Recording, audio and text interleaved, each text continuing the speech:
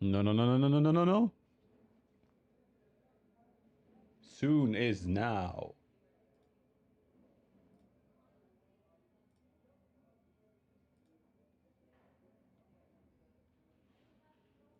No audio? No audio? No audio? Oh, there's audio. Maybe it helps to unmute the tab when just checking the audio. Uh, just hit the button, they said, and I just hit the button. So, um, button, which button? The B button, the B button, the B button, the B button. Welcome back, my friends. It's been a while, and God, it's hot here. It's so hot. You can probably see me glistening on the stream. So back in Spain, I had planned to stream all summer from Germany. Yes, I've been running away from the heat. Sorry about that. Had long discussions about that. Things happened. Maybe I talk about them, maybe I don't, but now is not the time. So let's dive straight into this. And I have a new project.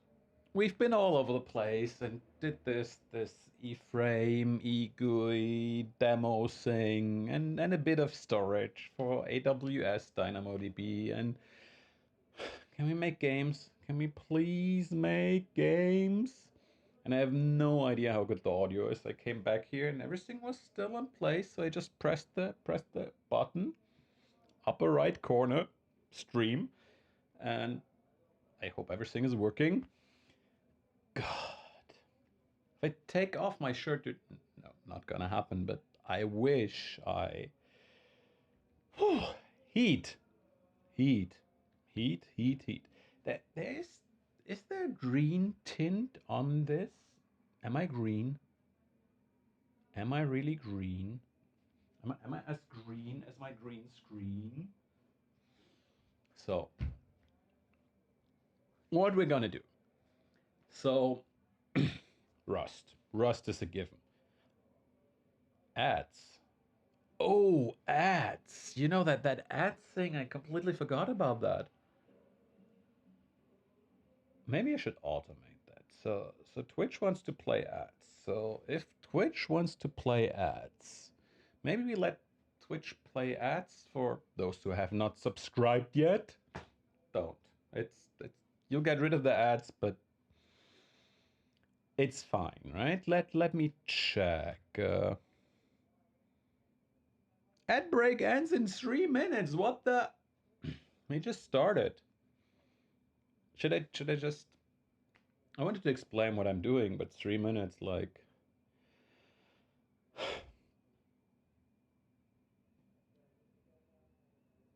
So, how about a bit of? Don't even. Where's my buttons? No, ads are still on. So where are? Oh,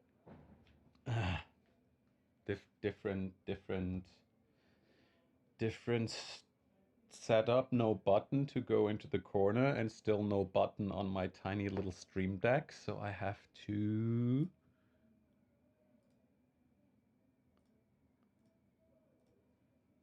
This works. This works. Okay. So I can get out of the way, and I'll even let's make a clean screen, right? I'm gonna do this, and it looks like the ad break is almost over, only 90 more seconds. I want to do a little overlay for while ads are running. Maybe a little mini game, or I don't know. We'll find something. So maybe look at this screen. Look at that screen up there. Really careful.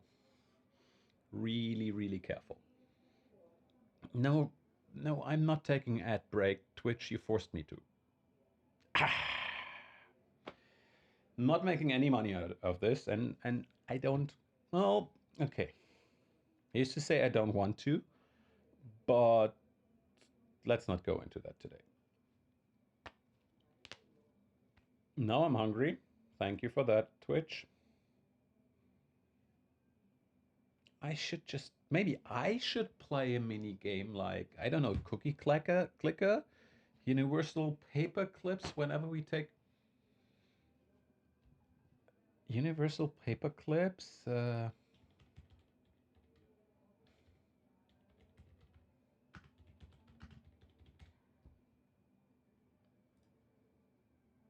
Really? Should we? Should we? Because I love you.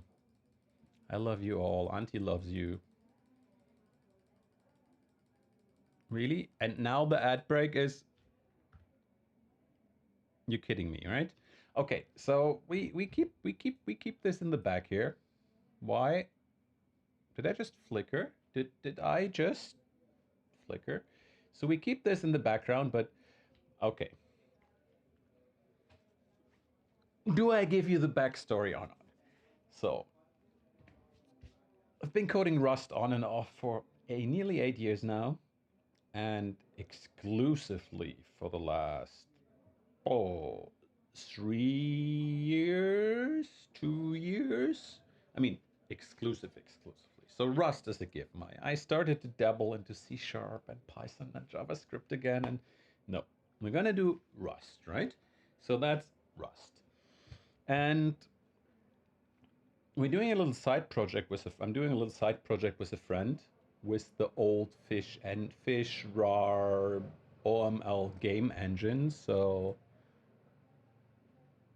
OML game, I mean, there's a lot of stuff here, right?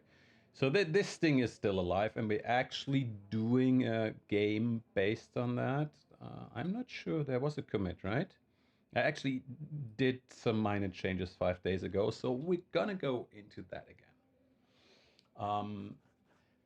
The engine, the renderer here is basically 3D in the background, but it's only exposing a 2D API because we only ever did 2D.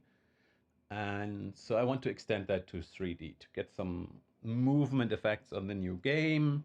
Plus, I want to work on render targets, add some stuff to allow glow, and all of that is happening, right? But I have that other thing, that thing I go to every day. Well, not go to, but log into, switch my brain into. It's called a job. It's called a job.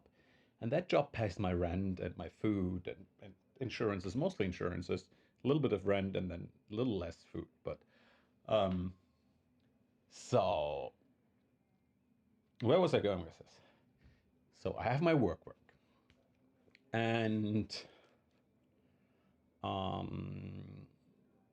the backend is working. The backend is fully Rust. The converters are working fully Rust. Deployment, mostly scripts and stuff. So I'm slowly being pushed into more front end work, and I love making games. So yay! And that is right now. Hey there.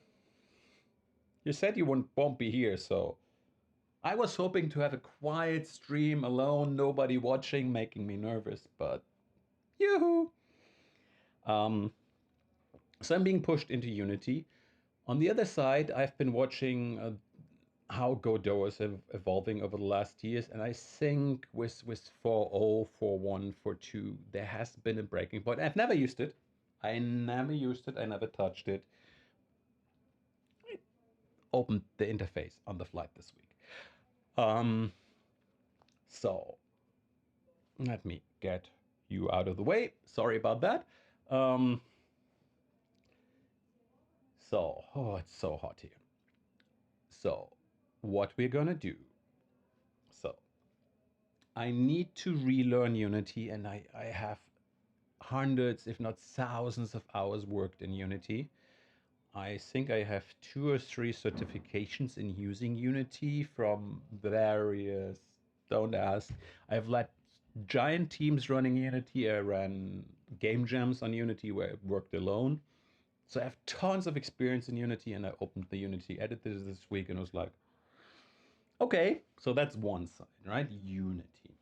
And the other side is, but I want to do Rust, and Rust integration, and Godot is good, and Godot is open source and it's supposed to be this amazing engine. So I watched tons of YouTube videos on Godot this week, probably 10 hours, and I just want to I want to do it, right? So Unity, Godot. I need a project, right? I can't just play with the engines and see what they can do. I need a clear goal. Ouch. Mm. So, I mean, if so we talked about Unity, and yes, I'm gonna buy all the cookies. Talking about no, only on ad breaks, only ever on ad breaks, right? Unity, Godot, OML game, and then there's this new tab here, and it's called Fiiish-V3. So, what is this all about? What is this all about? I literally created this repository like 20 minutes ago, 21 minutes ago. Good guess. So, if you remember, when we did OML game, we did Fiiish-RS, right? We did fish, plus also, actually, let's look for fish.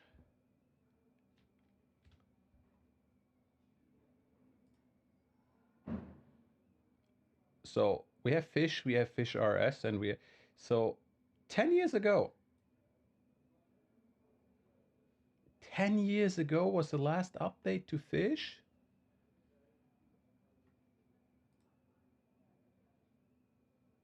Oh, okay. So, mm, so Fish started 10 years ago as a, probably over 10 years ago, probably 15 years ago as a quick hack over weekend, and then became this game. We're gonna look into this. I'm blabbering a lot today, right? Yes, I know. It's the heat. Forgive me. So we're gonna get into the meat and bones of it. Don't push me. Chillax. It's Friday afternoon, nearly 6 p.m. You should be happy I'm with you. So I'm happy I'm with you.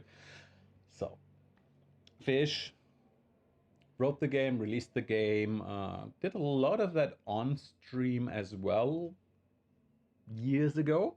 Probably all those files are still somewhere on my YouTube channel. I need to clean up my bookmark bar. So, did the Fish version, did Fish for iOS, iPhone. Then later did an iPad version, did a macOS version, did a tvOS version. There was an Android version briefly, but to be honest, no, just no. Sorry. Um, and then I think it was about 2 years back on stream. Was it two? So let's forget this. This is the wrong. But I'm not sure. At some point, can we just go to the last page, please?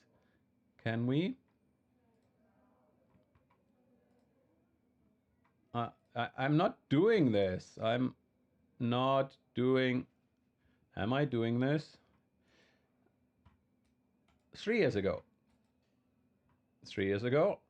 Am I really doing this?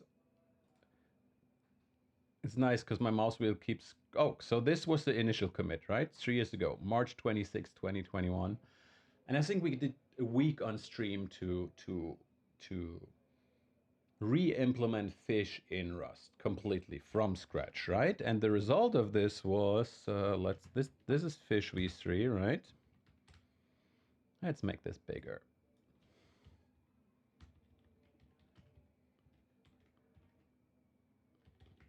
And then there's Fiiish-RS, right? And this is the folder that this is basically this folder here.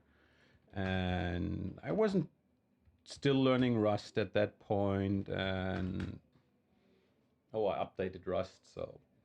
But we wrote the whole engine, the framework, the renderer, the UI system, the audio player, the input system, the pack file system, the tools, the level zones. Same. We're gonna go into that. And that resulted in this game, right? So with this fully, let's pause this real quick. With this fully resizable window, right, the virtual height stays the same, but the width is completely fluent. Ignore the background. We have the menu system here, right, which is working. We have the font renderer and all of that. You heard me blabber about that on stream thousands of times, right? We had the... Oh, I just killed the fish. K is not the button I wanted to use, right?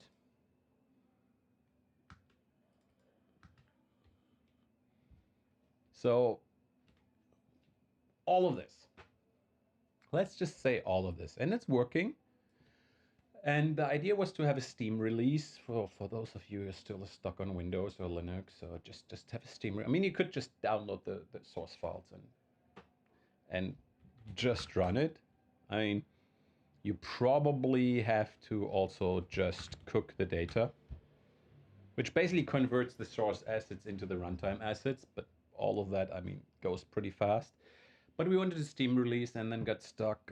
Had some trouble with Steam because I have a Steam account registered in Germany, a developer account, and as soon as I open the Steam page in Spain, they lock my account. And the only way to fix that is to call Steam support while I am in Germany.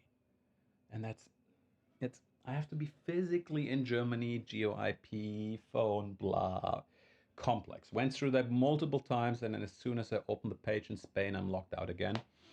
And I have my account flagged and closed 2 times, and then it took 3 months. But it looks like we're making some progress. So here's the idea, right? And it really looks much better when I have the correct window width. We're gonna take this whole project. So I need to relearn Unity. I want to learn Godot. I want to do a new Fish version. So we're gonna take the old Fish version as is, no shortcuts, no changes, no, oh, but I do this differently because that engine can... No, we want a Fish version, Fish v3, Fish v3 v3.0.0, that looks exactly, and version numbers will change because I'm gonna start with v00, but v0 v3.1. That looks exactly like v2, like Fiish-RS to the user. Exactly. If I give you the binary, there shouldn't be a way to distinguish them. Well, file size, but if you look at the window, right? So, and we're going to do that in Godot, and we're going to do that in Unity, and that will probably fry my brain, right? That will just completely fry my brain. But it gives us kind of a baseline for comparison, right? I want to see how easy is the engine to understand, and Unity should have a big advantage there because, as I said, I have thousands of hours there. How good is the documentation? Unity costs something like, I don't know, what's the current plans and pricing? So Unity Personal, Unity Pro costs $185 a month, right? And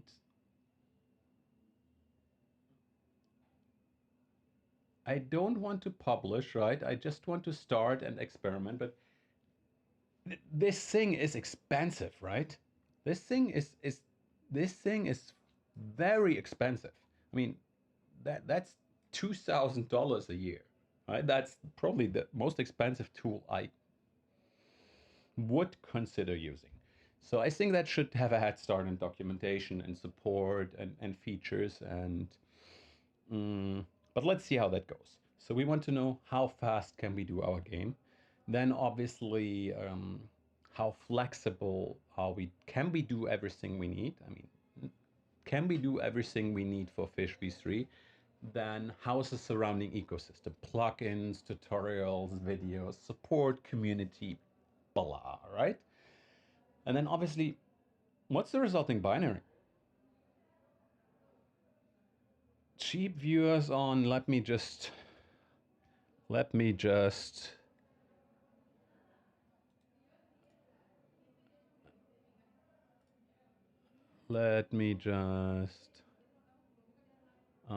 can't I just, please Twitch, let me just right click and ban this guy, right?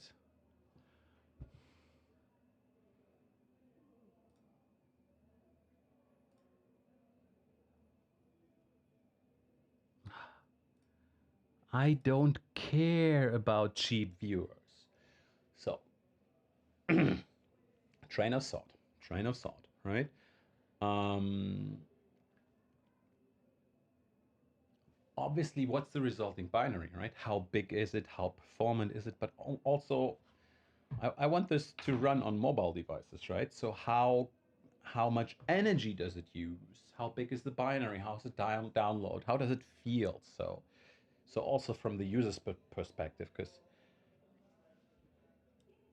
I'm not happy with the results Unity is delivering there, but I'm not sure if it's the developers that use it wrong or if it's just the engine. So we'll keep an eye on that. So by the end of this, and I have no idea how long this takes, right? I mean, we implemented Fish from scratch, writing our completely custom engine in like 2 weeks. So if any of the 2 weeks as in 80 hours, right? So sorry, dry throat. So if it takes more than 100, let's say 100 hours, 100 hours, if it takes more than 100 hours in any of these two, in any engine, to create Fish and make it store ready, right? 100 hours to have it in a store, then that engine is history. Then I just use my custom engine forever because I can do it in half the time writing the engine on the side, right? Um, Ooh, funny because I'm in Barcelona at that date. Mental note to self. So, what we're gonna do, and I'm not sure, but I'm not sure. There are two options, right? We do it in Unity first. Well, there are two and a half options. We do it in Unity option 1A, Unity first, then Godot. Option 1B, Godot first, Unity, then Unity. I'm leaning towards option 2, which is both a little bit. So 1 day of Godot, 1 day of Unity. I'm not going to open both at the same time and do the same features at the same time. That's just so.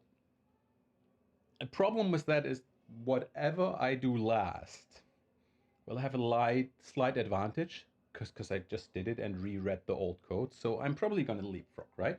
Do, I don't know, a bit in Godot and then that same bit in Unity and a bit more in Unity and then that same bit in Godot and then a little bit more in Godot. So it should average out. And we're gonna make a plan, right?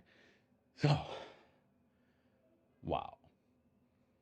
So every good project, and I'm gonna look into this very soonish, right? But every good project, and I'm gonna black you out real quick because I have no idea what editor. Oh, okay, so that worked. So sometimes Sublime opens old work, other editors. So every good project starts with a to do, right? And this will be a bit weird because usually you know how I do my to-dos, right? Usually I do this. Well, I do this and then do something. But I have to do it twice. So I probably want to have two to-dos. I was thinking about doing this, one for Godot, one for Unity. I probably do it like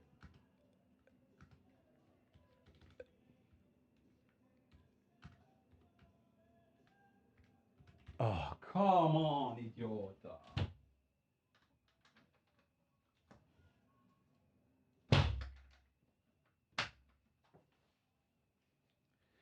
They don't understand that people have to work here, right? So they just blast their music.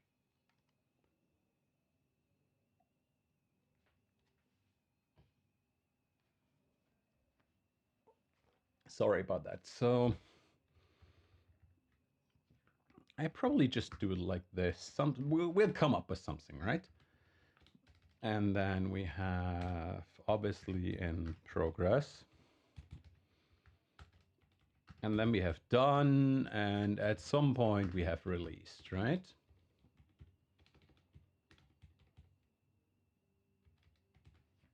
So in this case, I want to go one step further, and I want to do something that is a plan, right? And the plan is more higher level, what you would call epics in a bigger project. That music is.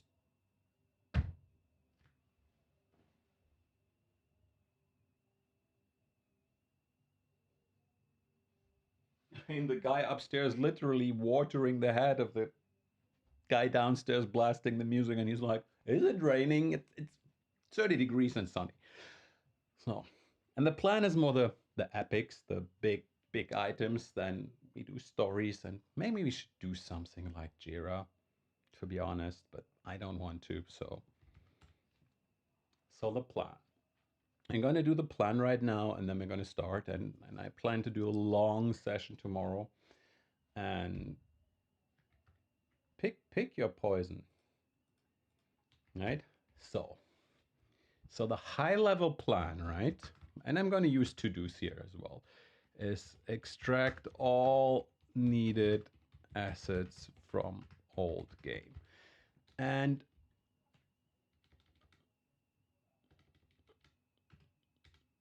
form, right? And we have a slight problem here that I'm trying to solve, right? Because if you remember, we had the licensing, right? We had the licensing, right, with the dummy data. So dummy data is all, this is all fine, right? This is all good. This license is whichever you want. And then we have the real, well, this is dummy data. Let's go to dummy. Let's go to fish content, right? And that license here, I worked with a friend back then, and I paid for these assets, but I never got and that person got paid really fair, considering that person got paid more than the game ever made. Let's say it like that.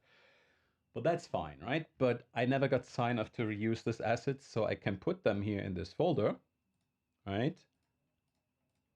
And I own the rights to the fish, but the animation, for example, was done in Spine by that person, and the decorations were done, well, Ferris not, but well, decorations not, but the background actually is fine because I was sitting next to that.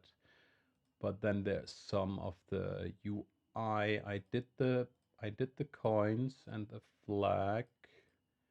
But for example, this frame, technically I don't have the sign off, so we probably put it in just as a placeholder. And that's why I didn't want to, that's why if you look in the repository, right, there's no license attached. So I mean, you can just rip the texture from the screen, and to be honest, I generate that. If I sit down with GIMP and my tablet, which I don't have here, so painting with a mouse again, this is less than an hour of work, right? But I want to be very, very clear here, and this is actually the initial obstacle I created, and we're going to use that. And then we have the various rocks, right? And these, I was sitting next to that person drawing the rocks, but technically I only got sign off for fish and not for using it in an open source fish. So we're skirting the line here. That's all I'm saying. So blah, freaking license. So extract all the needed assets from fish, right?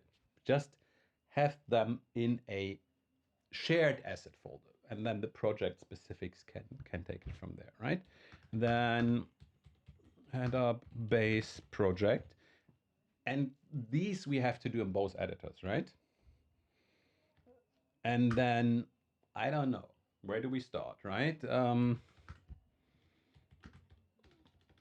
Add fish and basic movement, right? If you just look at this, right? Let's just go through. This list will get longer, and if this was a big project with like dozens of developers, I would spend a week just thinking about it, sleeping on it. But we want the fish, right? So the fish is one big part. Too much debug. So we want the fish, and when I press, it's very simple. When I press space, the fish goes down. When I let go of space, the fish goes up, right? And we want to keep that. That is basic fish movement. No collision, no nothing, just the fish moving in place. Let's turn, oh, music. I own the full rights to the music. I created them in GarageBand, the instruments. We're probably gonna commission new music, right? We should change that screen. So, didn't I just... There's a bug.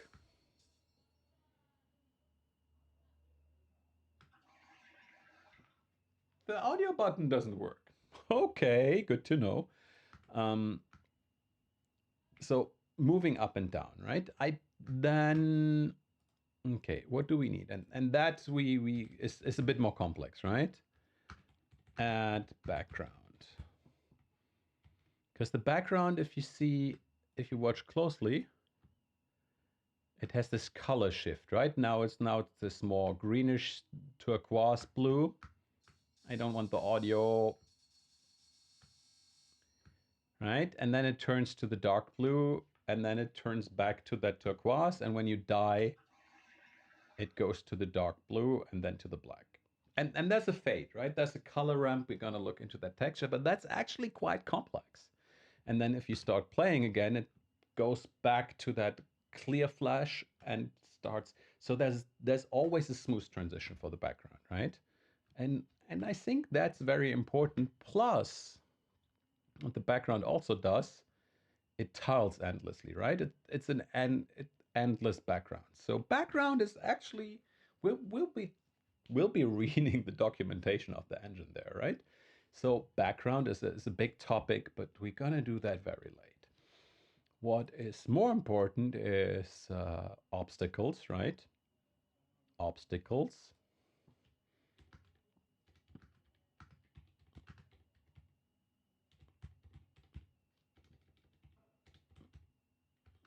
With collisions. All right, this will be super interesting. Super interesting. We want the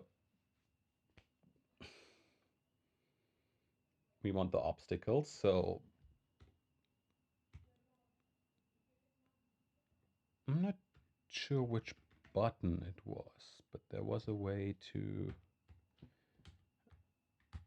I don't remember. There was one button too, but they have collision shapes, right? So you want the obstacles with collisions. And then we have something called a zone, right? So this layout here, the zones are random. You always start in this zone to get a bunch of free coins. Something is wrong with the audio player. And then these zones, right? Where are the obstacles? These come from a level editor. The old version is done with Tilelight Map Editor by Bjorn. And also the coin placement is there, right? And you see now we are in a different zone. And so we want to do zones, right? And the zone randomizer plus, yeah, I didn't want to die. So add zones. And here's one thing I want to be able,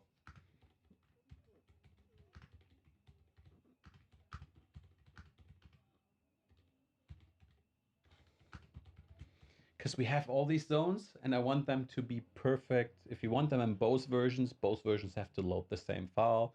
And if we then edit one in one, we have to save it back and then the other version has to load it. So we want loading and saving. And also the zone management, right? There's some logic deciding which zone you want to play next. Pre-roll off for 30 minutes. Nice. Did I miss an ad break? I hope not. So we want zone management, right? Then what we also want, and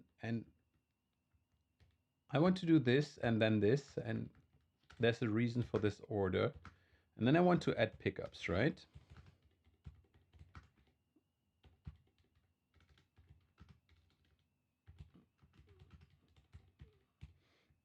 And you might not have seen it, but you have these yellow coins, right? Which are just normal coins. And it's a texture animation, right?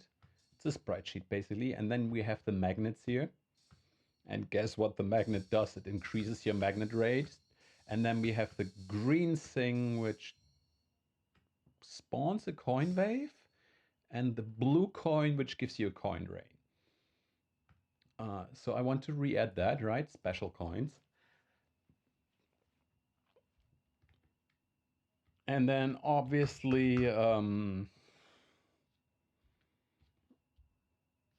handle death and restart, right?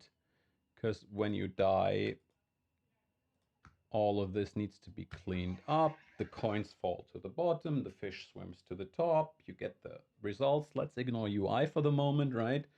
And then you can restart. And that needs some cleanup, and there's some logic included there, right? Then add in-game HUD, right? And HUD is just this. How many coins have you collected this run and how far did you go, right? And I expect fonts to be much easier than, because last time we just created fonts from scratch and font rendering and all of that. And right now I just assume both engines have a label where you say, here, print this. And then we have the in-game pause menu, right? And the settings. So add in-game menu, pause menu, and settings. And then we also have this screen. Well, no, this is the. Then we have this screen here, right? And there's something going on, right? It's not just showing the results, it's actually animating, counting up in a nice fancy way. I somewhere lost the bubbles because the old version had bubbles going up here, so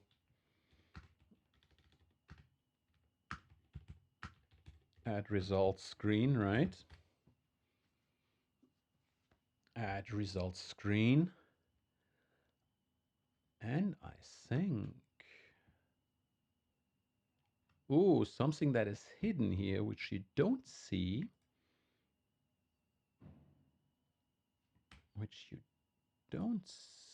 I believe.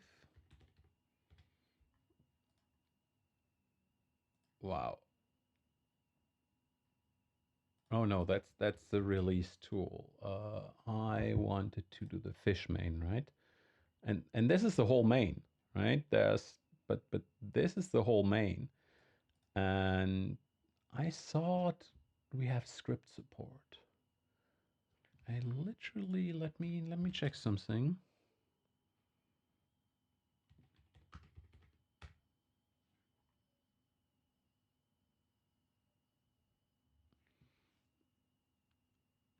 I thought we had script support, but maybe that was in the project after that.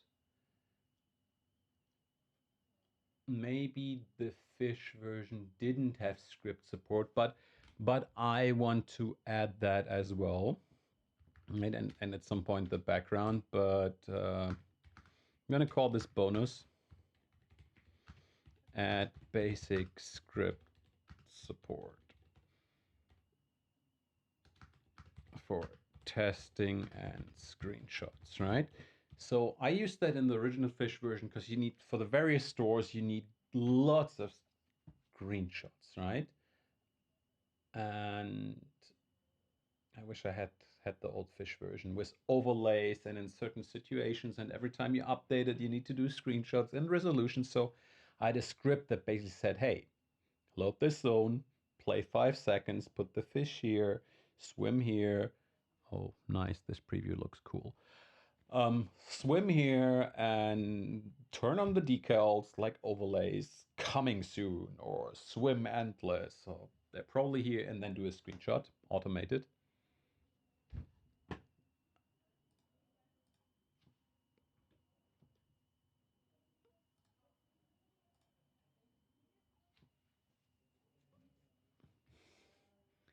Idiots. I don't know why they do it. I mean,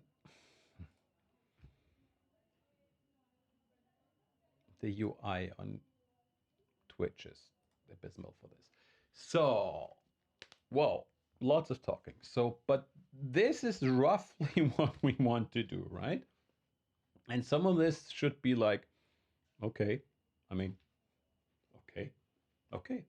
I mean, I hope there's a create project button. And some of them is like, okay, I have no idea. Multi-texture shader. And then stuff like scripting support. I mean, ideally, I would love my scripting language for that, which is just basically Rust-like. It reads like Rust with less functionalities, but it's Rust.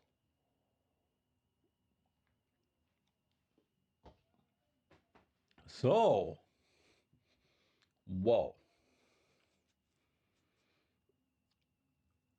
And here's one thing I want to do. I'm about to commit this, right? And I'm gonna stay on main. For this whole project, we used to do one per episode and as a learning exercise for branching, and that was okay.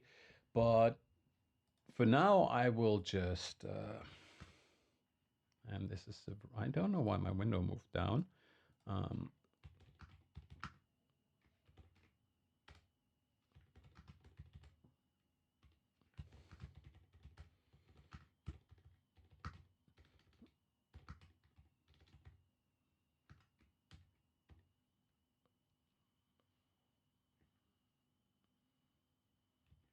Season 1, Episode 1, right? Because you never know how this goes, right? Add plan to do. I just one repo, and you can just let me just. Yes, it was nice to do the pull request reviews, but basically you can just read through this and see, hey, this is where we are, right? And I want you to follow along. Okay. So now we still have 20 minutes. So I'm going to get started with actually,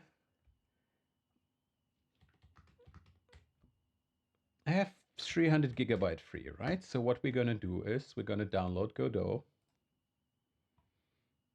We download Godot. Oh, 100 megabyte done. Okay. And we're going to download Unity setup, right? And I'm going to start this at the end of the stream because I know it will download like 9 gigabytes of data. And I think this is it, right? So what we're going to do, we're going to make a Unity folder here.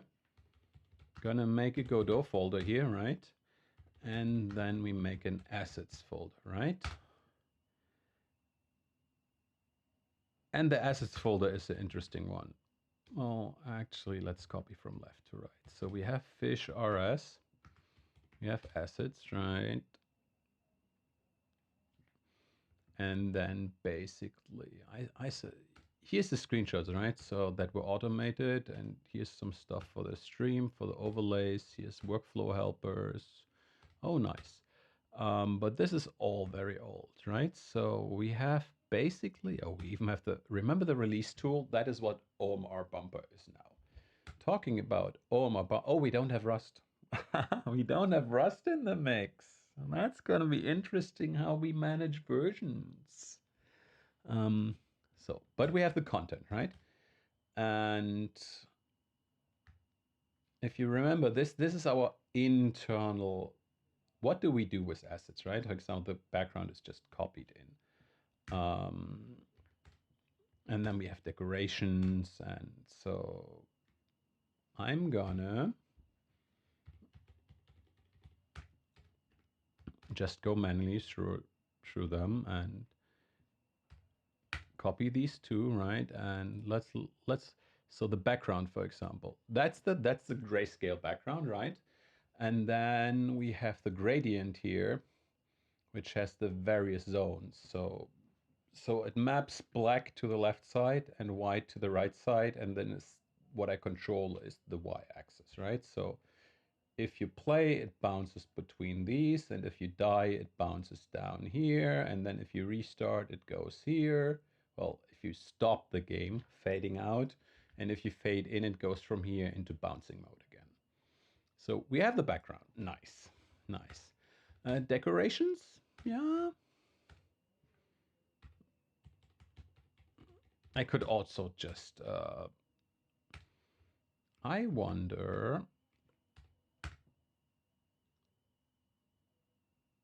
Oh, that's different topic.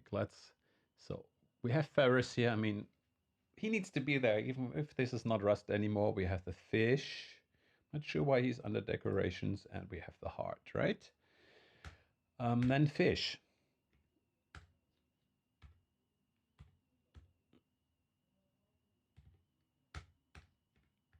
So we have the die animation, right? And then we have the swim animation, and I have no idea. Oh, this is the collider. This is the, oh, collision. We could import the old collisions. I don't know if anybody ever uses physics editor anymore, but this is basically polygon of collisions, so we just redo them in engine, right? So this is the fish we have here, the die animation, and the die animation is literally two frames that do nothing. And then we have the swim animation, right? Which is, can't I just, which is just the fish swimming up and down. We could animate this in engine, but we want to stay with the old format, right? Then we have fonts and all things pink.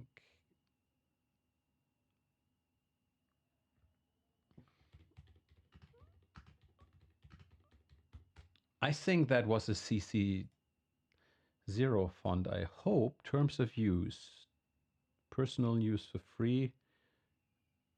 I think we did have a license back then somewhere. Not even sure the font made it into the game.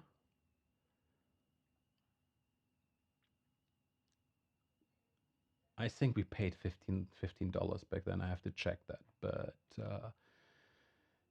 considering that we talk about that licensing, right, we'll double check before we release anything. And I mean, maybe I just pay this person that amount and we're done with it, because nice font, right? Nice font. And I'm pretty sure if I'll dig up the old fish, what I'm gonna do here is I'm saying touch. All right, so in the font folder,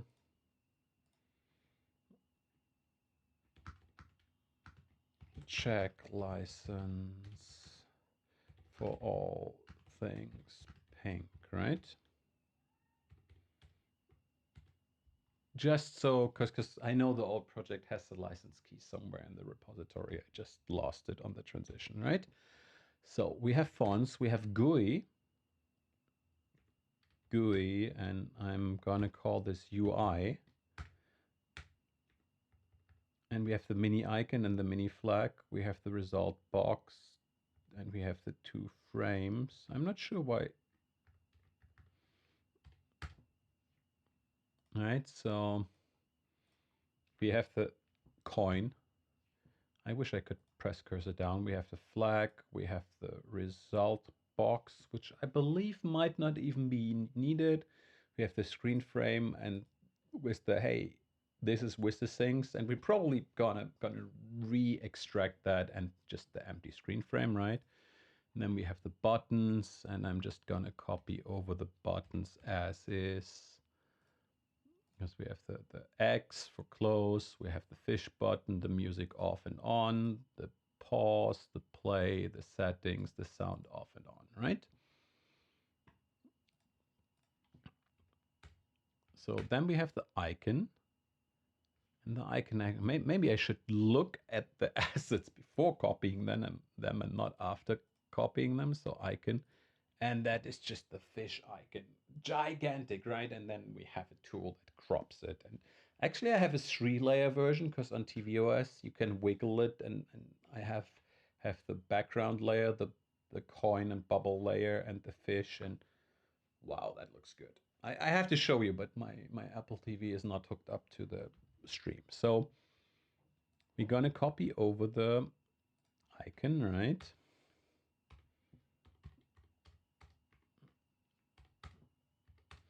Icon, then we have the music. And then we have the music, which is the C music, right? And I'm doing it again. I'm doing it again. So, music we couldn't preview, right? Wrong window. Icon, obstacle. So we have the blocks. I want the block for testing purposes, right? So we're going to copy that over. We're going to copy over the rocks with the collision data, but we're just going to redo that. We have the seaweed, which has a ton of, I can't scroll here, but has a ton. It's basically maybe bonus, right? Bonus to do bonus animate seaweed in code, right? Because that's just a sinus. So might be multi-layer sinus, but to me it looks like it's just a sine wave at the top that fades out to the bottom, right? At least it looks like it to me. So seaweed, and seaweed probably also, and there's a lot of seaweed, and we have different kinds of seaweed with some frame animations, right? We're gonna see that. And the seaweed doesn't have colliders.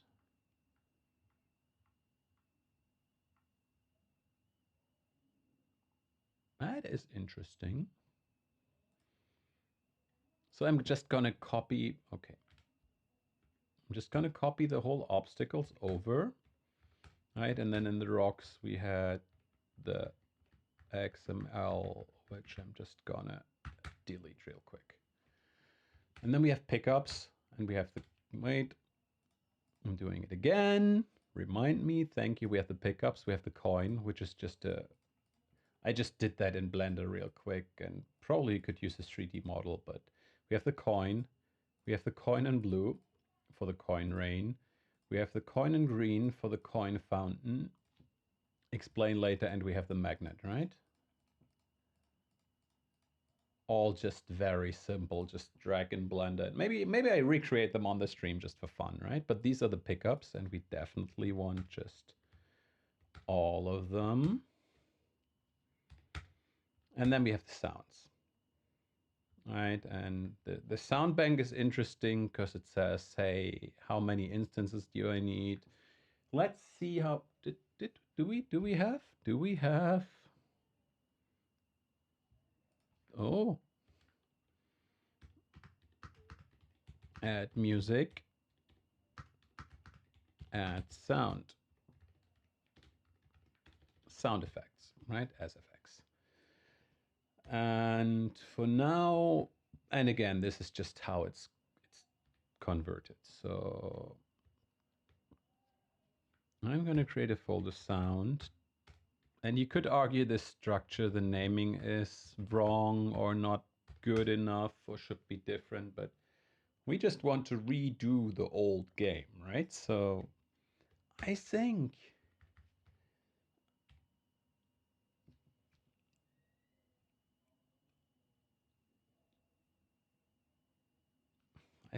I want to copy that over. I think I want to copy this over, and in this folder, aka assets,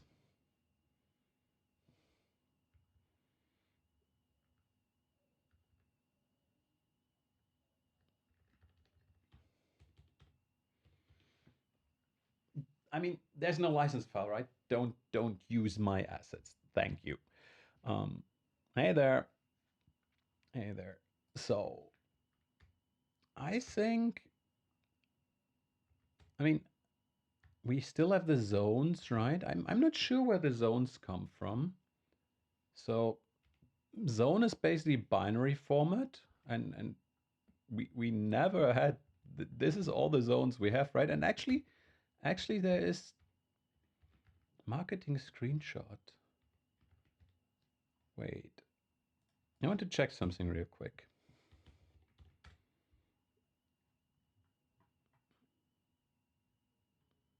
We had a special zone. Hey, Uncle Scientist, haven't seen you in a long time. Well, I've been the one offline, so welcome back. We just started a new project, so um, these zones, these new zones, right? Actually, there's more data here, right? In fish data. I don't know how this ended up here. So this is all converted data, right? But shape files are collision shapes, animations. So, okay. So content is source, right? Content is clean content in our project. Assets is whatever we get from artists and might need cleanup, and data is what's used at runtime, right? And we have this zones here, which are just binary files. We have the background again, which is just copied. We have shape files, which is a collision shape. We have this just says, hey, by the way, this texture is in this atlas. Don't bother, right? We have the game atlas, so everything is in 1 or 2 or 3 files. So I hope the engine will do that, whatever we DOS 6.2. Well, it's Midnight Commander, right? But it's the most efficient way to move files around. So I hope the engines will just... Oh, that here is a scratch on my screen. Oh, my screen is broken. My screen is breaking up. Ah, pixel loss. So these atlases will be generated by the editor engine, I hope. Pack list is basically all the files that we need. This is the font, and this is basically, it's hard to see, but this is the font in different sizes, basically distance. We're not going to do font handling, right? More textures, more textures, more textures, tons of textures and collision shapes, textures, and the audio. And that is dependent on the platform. For example, iOS plays MP3 files natively, so we use MP3. But then for Linux builds, we didn't have an MP3 player, so we use OGG for size reasons, right? But also, I expect the engine to do that. And it was just some files, so the zones, right? We were talking about the zones. We were talking, why? We were talking about the zones, so this makes me a bit sad. But I'm just gonna copy over the binary zones, right? The binary zones over here, because I know we have a zone loader somewhere. So we have a zone loader, and that just reads U16 and stuff like this, right? So every object has this, and then every layer has multiple objects, and every zone has multiple layers with some magic numbers, and we're just gonna re-implement the freaking loader at that point. I mean, it's 160 cells, 160 lines of Rust, right? How hard can it be to re-implement that per engine? Maybe we just leave it in Rust, or maybe we write a tool that re-exports that Rust to JSON, or I don't know yet.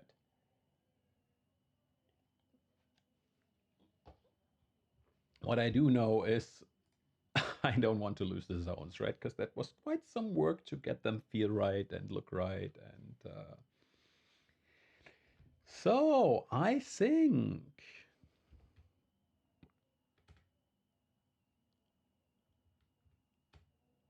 I think I want to look at that screenshot from 2021 real quick, just out of curiosity. Oh, so that was one of those auto-generated screenshots, right? I think that was the one that was in the store, and I believe there's a white line that I never realized. So, and Stream just had overlays, right? Oh, wow, my goodness. And workflow was a lot of cooking and packing data. And for example, cooking converted the assets, the content to data, following these rules, right? Oh, bad example, bad example. These rules, right? But we don't need to bother with that because the editor will do that for us. What else? Then we had pack data, which did some magic and created the base pass output pack list music, and then if you had music awk, music was awk, and then we had combinations, and then we included files or excluded files as needed, and then called the packer, right? Which basically took all those files and created a pack file of it. And I think Godot does something similar. Unity asset packs might be similar too. Then we had something that just packaged the app, right? But we don't need any of that. Lots of scripting, how to get an app combined on Mac. On Windows, I never got that far because I never understood how to package an app for Windows. Then releases on itch automatically. We automated that with GitHub workflows for RS, right? Watch the old streams from last year. So the pre-rolls are off for 3 more minutes, so I'm gonna press F10, and this was just Midnight Commander, right? This was just Midnight Commander. We are in the Git folder, so I'm just gonna add the assets and just say, and okay. I'm gonna have to go black real quick because I'm not sure if it shows a work project.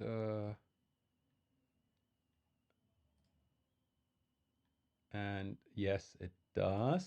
Let me fix that real quick. Ooh, my clients would not be happy about this, so sorry for that. So this here, right? To-do file updates are always for free. And then we added lots of assets, right? And so it was S01, episode 01, add assets from Fiiish-RS, aka V2.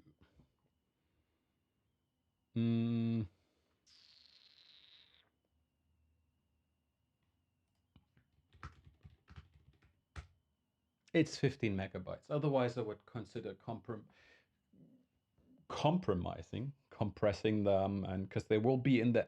So when you first add an asset to the, usually it goes like this. Oh, artist gives you uncompressed asset, you add it to the repository, and then realize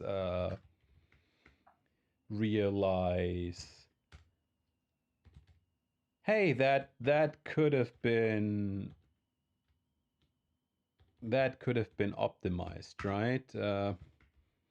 So you have the origin 09, not 9.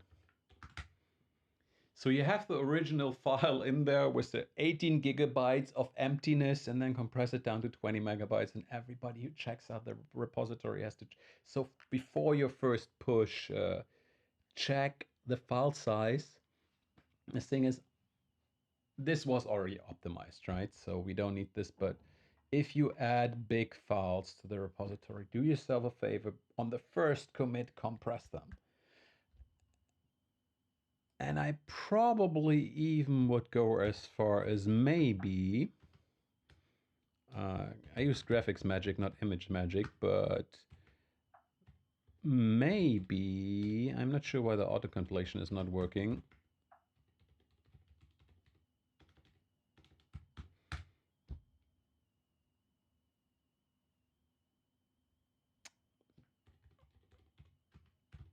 I think GM is git merge and not graphics magic. So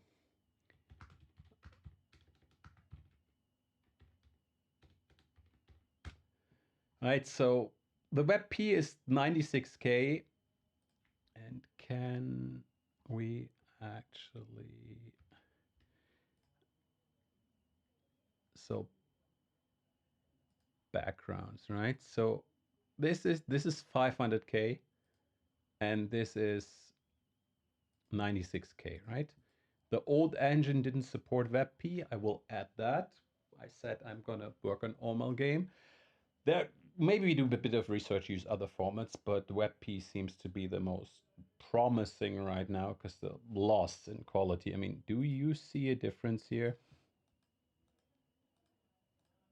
There is some slight variance in detail here, but it's also 20% of the size, so maybe playing with it.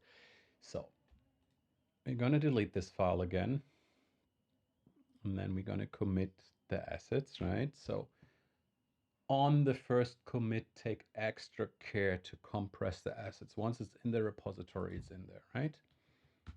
You're gonna rebase one unstaged file. Oh, I'm just gonna amend the previous commit, right? And then I'm gonna push this.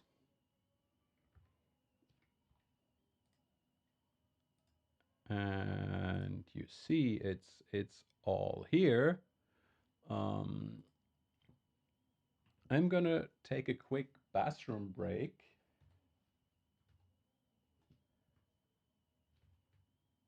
Oh, I'm gonna take a quick bathroom break and then I'm right back with you. Well, what do we look at? What do you want to look at this for the while time being, right? Um, look at this. Look at how beautiful this is not. I'll be right back with you. Give me like 3 minutes and then we play cookie clicker till the ads are gone and be right back.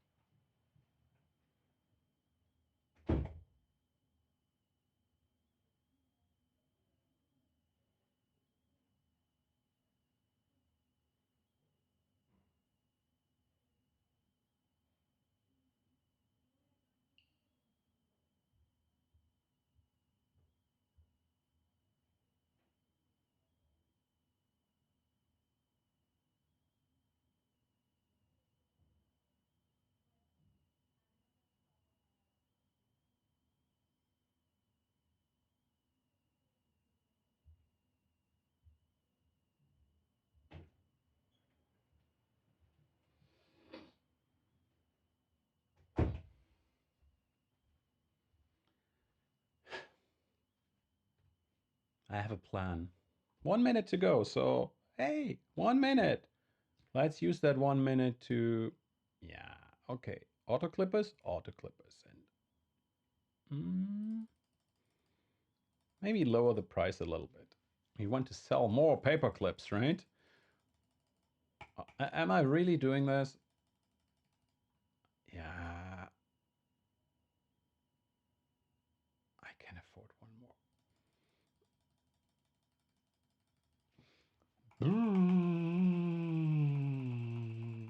No, no, no, no, no. You never use a clicker script, right?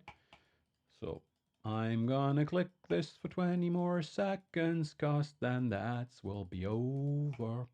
Over, over, over, over, over, over, over, over, over, over, over, over, over. Are they actually still running? They're actually still running. Wow. And once this is done in about 1 second, okay. Here we are again. That looks better. Ad break is over. Thanks. I have a previous screen with where Twitch messages me, but thanks for that. So we have a plan. We have the assets. Let's make a game. And we actually downloaded Godot, and I'm gonna make a massive donation once this is so.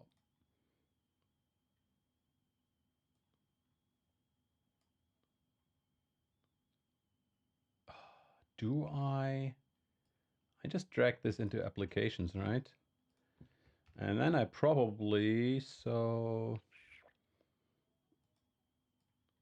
I'm gonna keep these open. Actually, new screen, right? I'm not sure what this will do. It's an app downloaded from the internet. Are you sure you want to open it? Yes, I am. And it opened on the other screen. So full disclosure, I have no idea what I'm doing here. I haven't used Godot before. I watched about 10 hours worth of tutorials, so I think I have a pretty good idea of what I'm doing here. Will this show my file browser? I'm clicking on this create project button here. Okay. So forward rendering supports. Can we zoom in here? No, we can't. Okay, I'm gonna browse to the right folder and then I'll be back with you. Yeah, it opened my home directory. Work.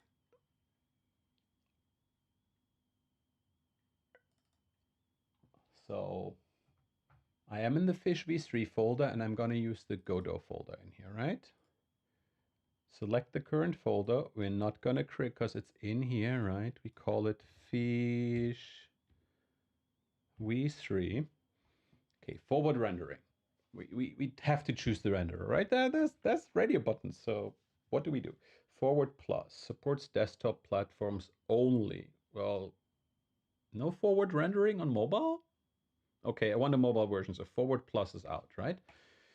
So mobile. Supports desktop and mobile, less advanced 3D. We're fine for this project. Less scalable for complex scenes. Our scenes are not complex. Uses rendering device backend. Whatever that means, fast rendering of simple scenes. The renderer can be changed later, but the scenes might need to be adjusted. Okay, I can live with that. Let's do a quick check. Compatibility, desktop, mobile, and web. Least advanced 3D, low and older, OpenGL 3, WebGL 2, fastest rendering. I think we're gonna go compatibility because I really want a web version of Fish, right? Let's do this. I mean, can be changed later. We're gonna disable Git. I think if we create folder, it will create a Fish v3 folder inside that Godot folder, but that is our project folder, right? So I'm just gonna, and it opened on the other screen.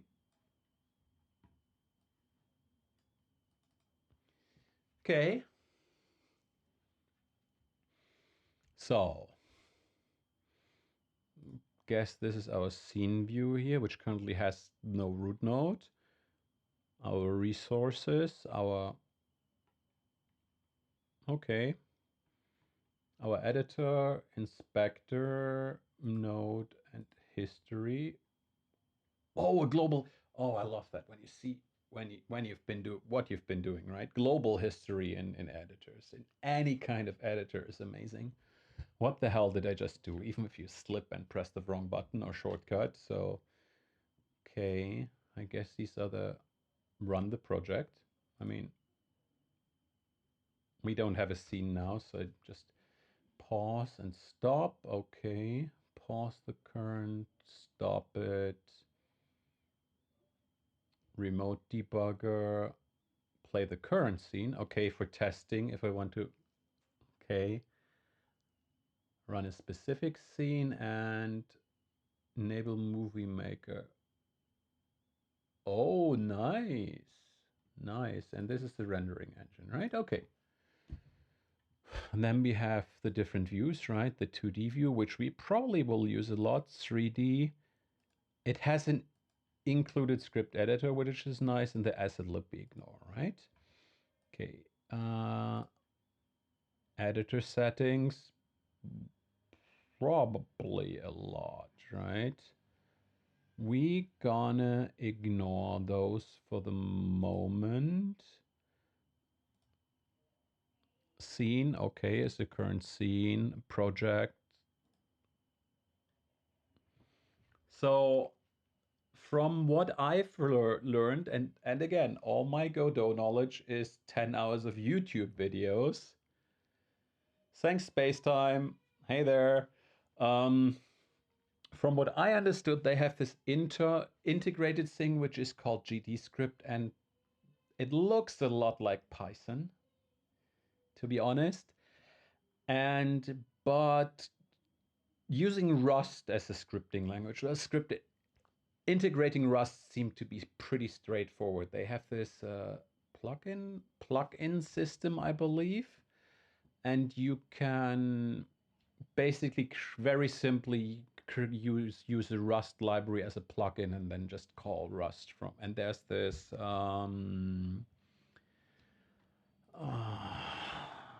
Rust Godot native. Yeah, so there's this. I'm not sure it says Rust 3, but oh, get GDX. Okay. So Rust bindings so you can use Rust if you want to, but I think for the time being, we stick with the integrated scripting language, right? Fish v3, the scene we want to run, which we're going to create.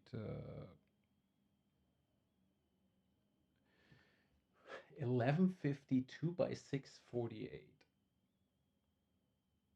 I mean, it's resizable, right? So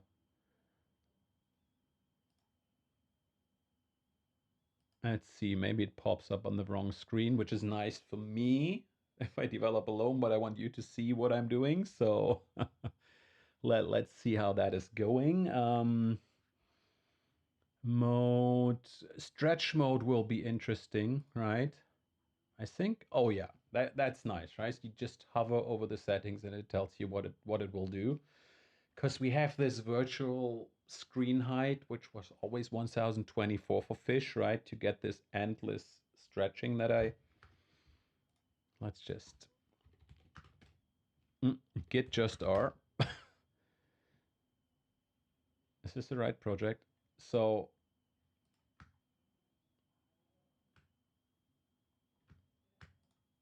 I want this to work again, right? So you can play in any resolution. That's important. I mean, if you want to play, you can play in 4K width by 16 pixels height, right? If that's what you want, okay, but you could also play in ultra high and very narrow.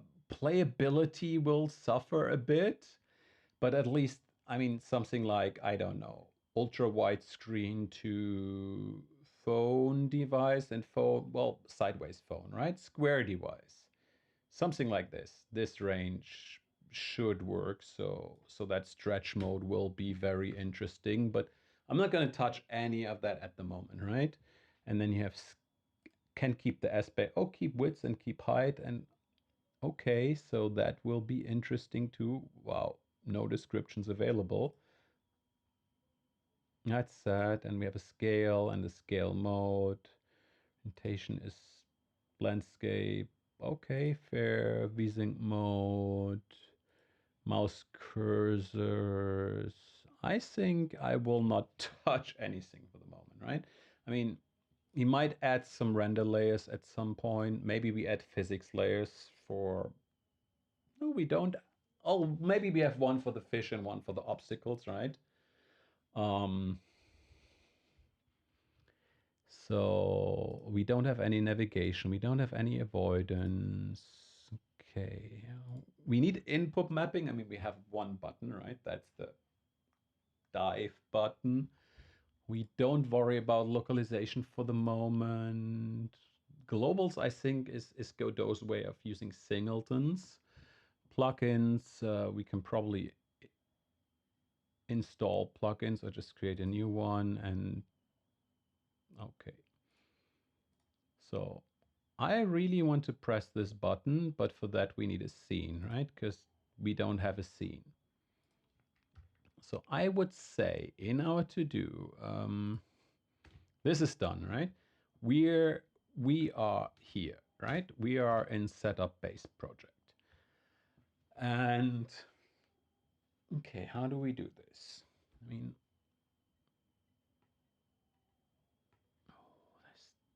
do you see this thin blue purplish line? I think that is the screen, right? So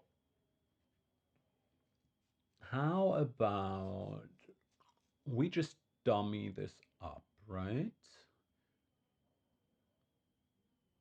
How about, okay, minimal setup, right? The first thing is the fish, but I don't want, okay. Wait, what did I just do? Okay, let's create a scene, right? Let's call this scene, let's call this scene game, right? This is where the actual game is happening, and I want the UI on a different layer. Layer is not the right word, but in a different thing. And I think scenes are the way to structure this, and we want to, so it's not a user interface, that's the other thing, right? So user interface and it's not 3D, so let's call it game. Let's keep this clean. I want to create a folder, and probably some of my old forgotten Unity knowledge will leak through and I will make a mess, but that's why we do this, right? Can I just, okay. And now if I press play and select the current scene, okay. I mean, basic project setup done, right? Oh, okay. Can I Command Q? Yes, I can. Okay, so this is my game scene, right? I want this to be blue.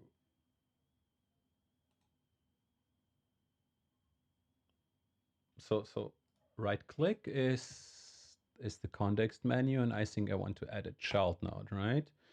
And now it begins. Whoa, but at least, I mean, I still have PTSD from Unity where you say add and then have this pop-up context menu thing. We will go there tomorrow. I mean, we don't want Node 3D, right? Because we're in to do. It's nice, it's blue. So we don't want any red. We don't want any green. So animated sprite, audio. So there's a lot of nodes, right? Wow. Probably it's probably gonna be a parallax layer, right? Oh, experimental, nice. I'm not gonna, maybe it's just a sprite. Is it just a sprite? Let's just use a sprite, right? We have a sprite. So we have a sprite and that needs a texture. So let's create a folder. Let's call it textures. And let's create a folder and call it backgrounds. Backgrounds.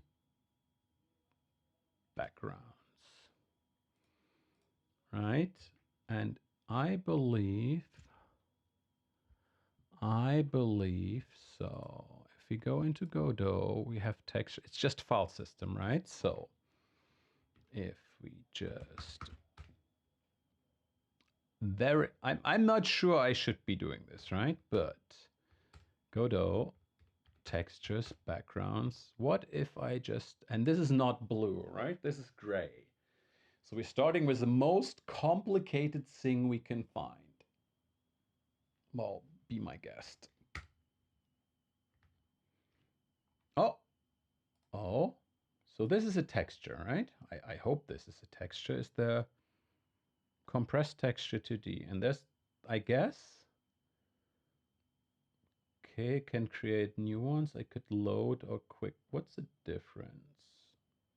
I wonder.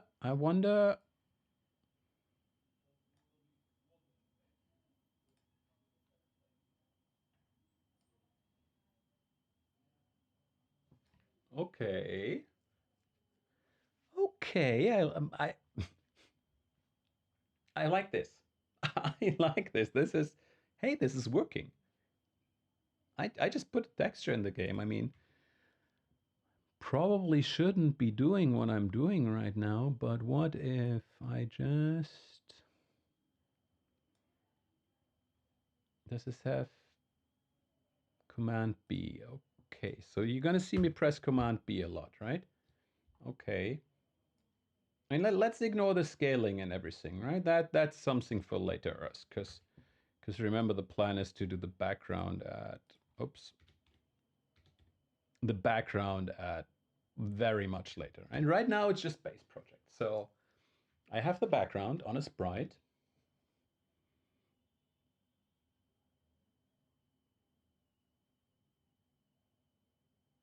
I like this. So I wonder if, okay, so this is connected to, okay. What I would normally do is now I would push this to the other screen, right? And then say, okay, what happens if it moves. It doesn't, wait, let me, is there top? Oh, it's showing me the, always on top. Let's try this again. Okay, so I go to the remote. And you can see I can edit it live. That's nice. And I guess if we animate it via script, I also get the feedback. Okay, probably the transform, right? I can watch that live if I attach a script. Shall we just have a bit of fun? Okay. So, I'm gonna regret doing this. So what if,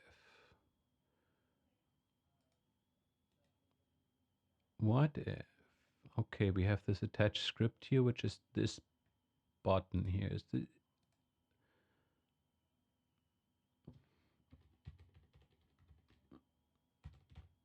and I'm making a mess, right? Because I'm just saving, I just saved it in the scene. So this is Godot script, right? And I'm not sure if I can, oh, I can make the editor larger for you.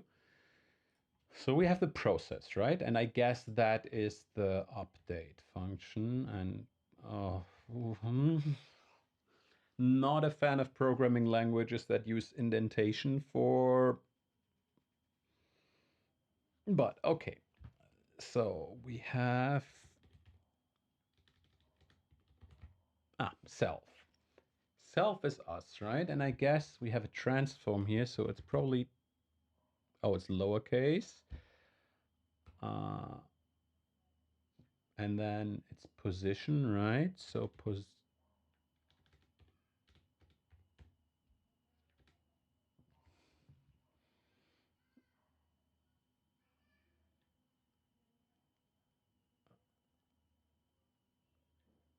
origin.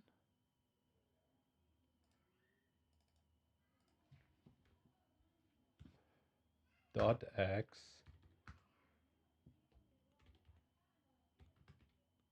Oh, I'm going to hell for this. Well, semicolon.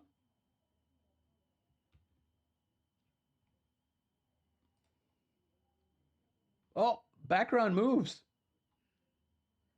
And that was too easy. And if I go here now, that's what I wanted to test. Oh yeah, you see it's updating the position.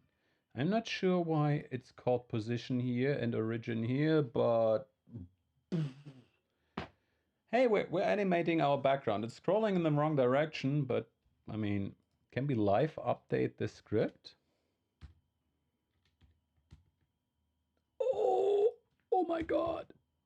Oh my goodness. That mind blown. I mean, you know, try to do this in Unity. You we're gonna do that tomorrow when we do the background in Unity. I mean, obviously, our first Godot script. I mean, it's we're gonna do this in Unity, and probably this changing this plus to minus will need a reboot of the machine. I mean, I I wow. I, I I had very very high hopes for Godot, but this iteration speed, imagine to get to that screen, I have to click through 17 submenus and then beat the first boss and select the upgrade and beat the second boss. And then I go like, oh, this should have been a minus instead of a plus. You just fix it and continue your work. Oh my goodness. And and you know what else? Time from pressing this button to having the window move. I mean, that's a second, two. Wow. I mean,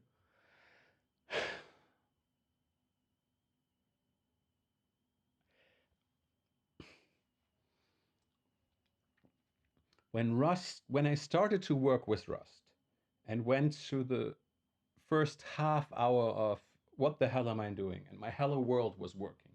And I did quite a complex. I think I did actually it was a fish converter. I rewrote from Ruby in Rust. It's like, yes. And I have this feeling now. It's it's yes. Yes, please. Yes, please. Oh my goodness. I'm gonna can I just delete this?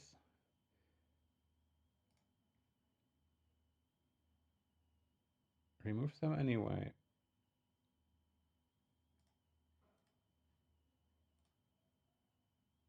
Um, did I just did I just delete that script? Did I just okay? Oh, it's because it's still open in the editor. It was still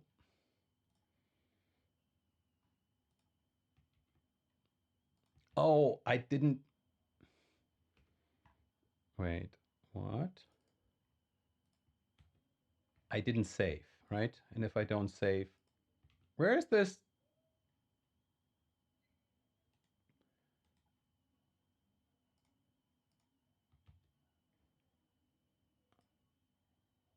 Okay, now it's gone.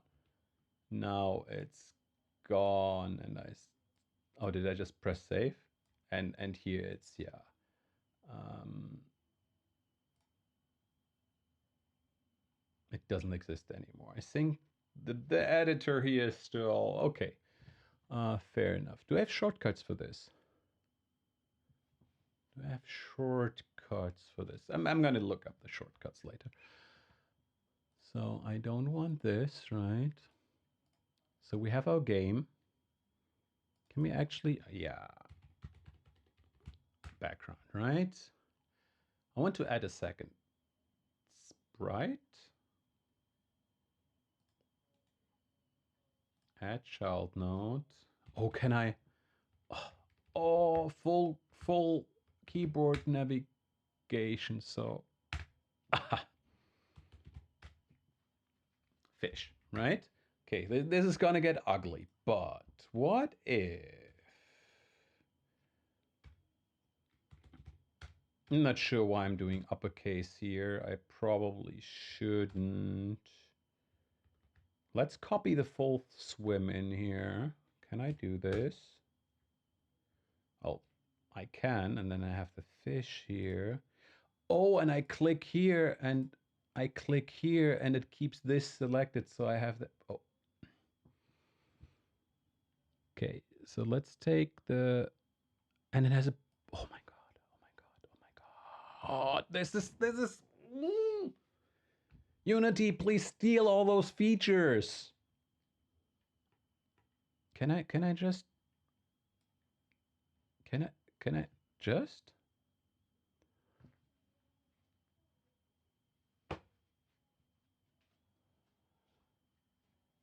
I mean, what's this? 20 minutes? Half an hour?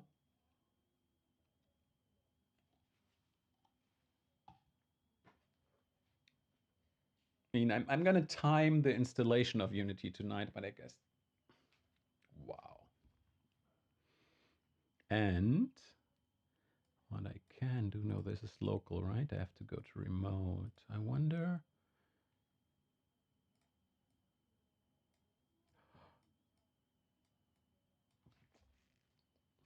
This makes me happy.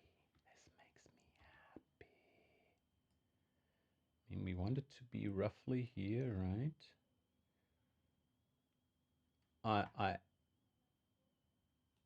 I just have to... I just have to... I'm making a mess here, but... So, on process... I'm going to do this very lightweight, right? If input dot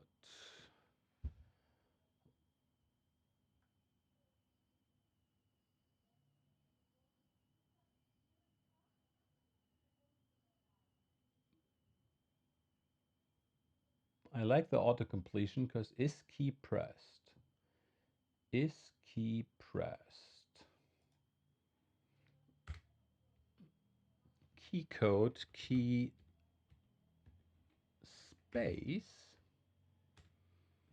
Then, okay, we had self dot transform dot y. Not gonna do this, right?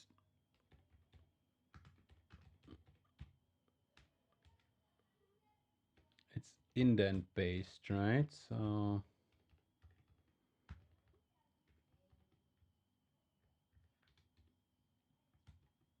could it parse error?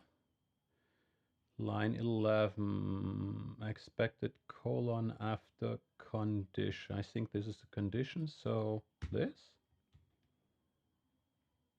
After else, okay, so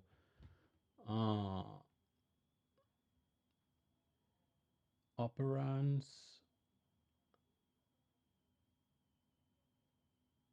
Oh no, it was origin, right?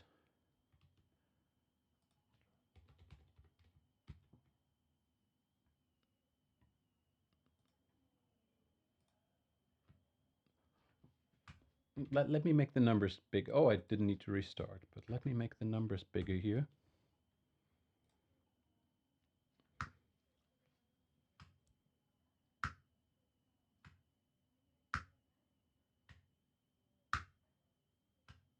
Yes, I'm hammering my keyboard here, but oh my goodness.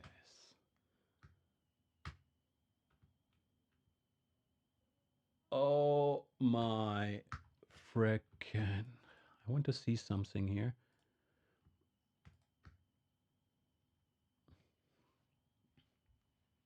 Look at this number here. Okay, so the... Oh my goodness. It just works. Okay, I want to...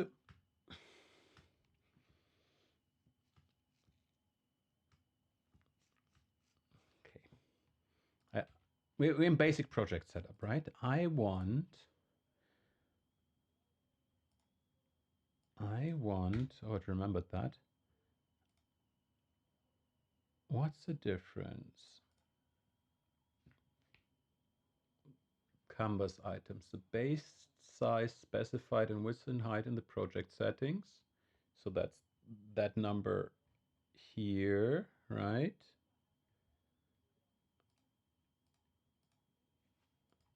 Width.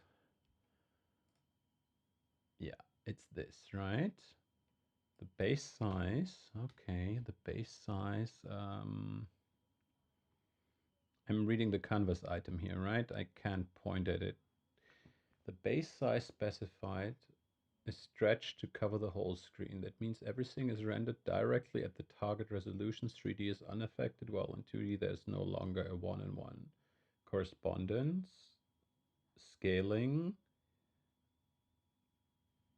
viewport. So that's canvas, right? I cannot.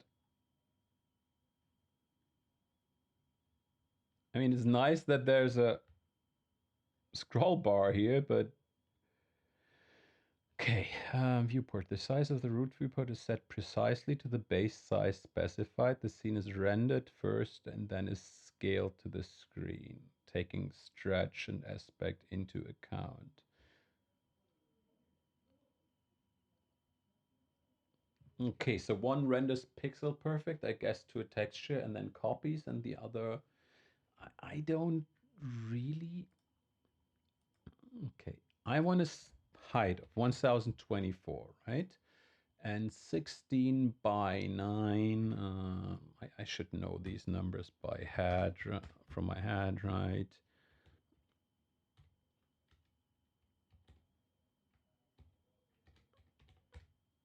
Is 1820. This should result in a 16 by 9 window, right? So what if I resize this now? Oh, okay, this is very close to what we want. Let's go to remote here, fish. Where did my inspector go?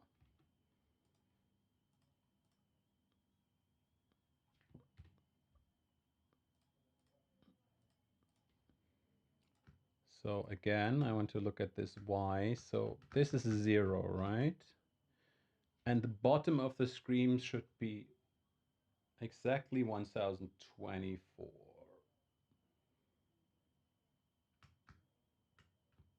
I guess it's the upper bit of the fish. And that stays true independent of scaling, right?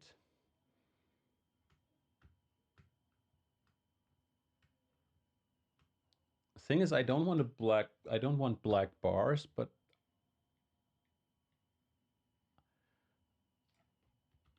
can I? I mean, we're deep into, I don't know, very, very late setup, but if it is this easy, right? So what if I do viewport here?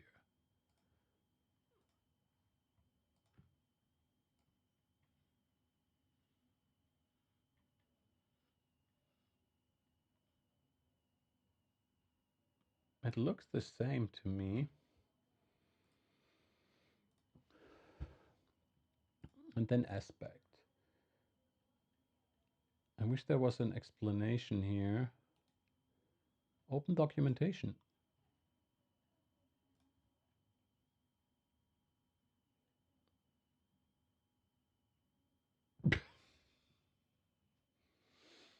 Thank you. Was a nice try, right? So ignore, I guess, will just squish it. Yeah, it will just munch it up, right? So ignore is bad. Keep widths is probably the opposite of what we want to do, right?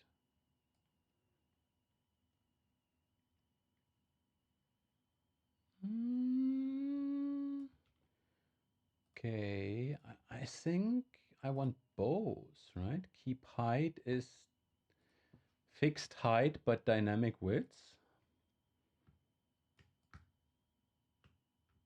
Okay, and what is... I'm just playing with these anyway, right? I have no idea what I'm doing here. And what if... Oh, expand is what I want, right? I wonder if you could center the background some way, but it's using the full screen now for the fish, right? So if I go very tall,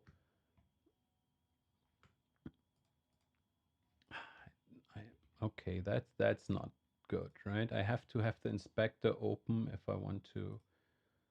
Actually, let me check something real quick. Is there a remote? Um,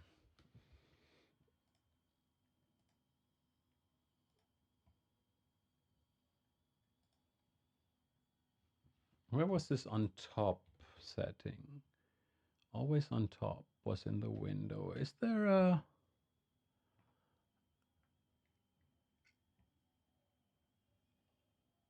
I wonder if there is a debug settings, call stack,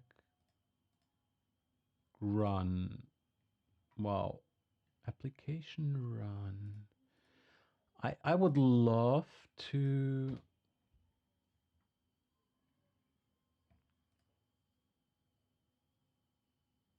Oh wait, is that maybe an editor setting? Editor, remote, debug, adapter, auto switch to remote scene tree. Is that? Oh, nice. So it's automatically in this view, right? So let's keep, I wish I had a pause button, but nope.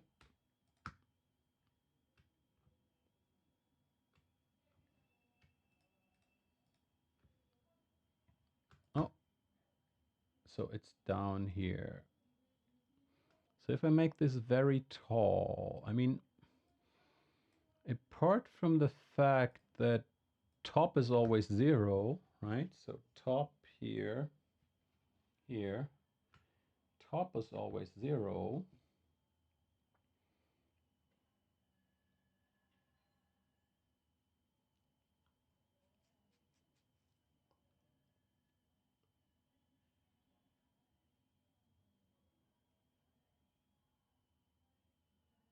I want the bottom to be 1024, right?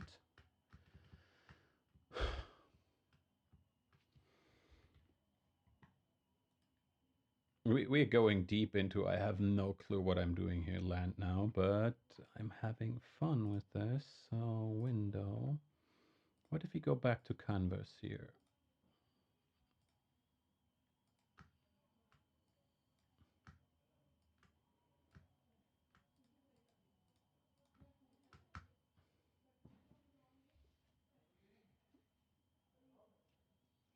Okay, so I think we want to go with the keep height because we want the virtual screen.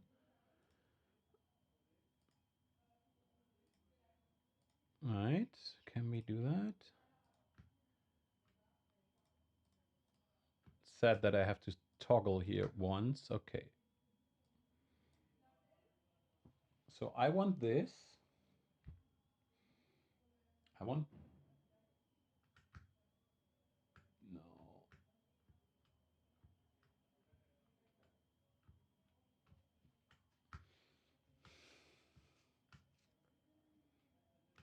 We're getting too deep into this right now, right? So I'm gonna go back to keep. Neither is what I want, but I'm pretty sure this is good enough for now, right? This is...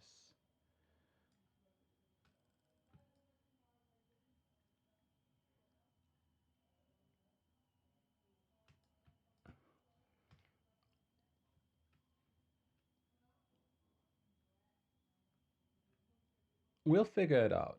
But this is close enough, right? So this is the fish. And this is a fish. Should we just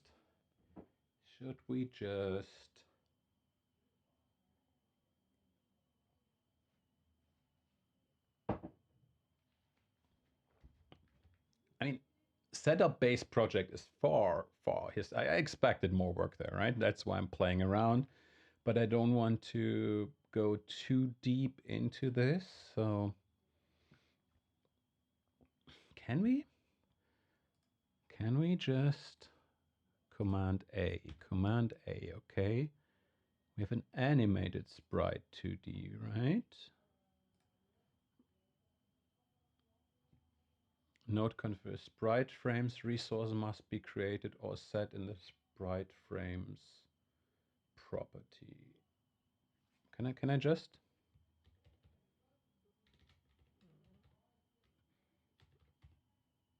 No. So we have sprite frames here, right? New. Oh, okay. So what if I just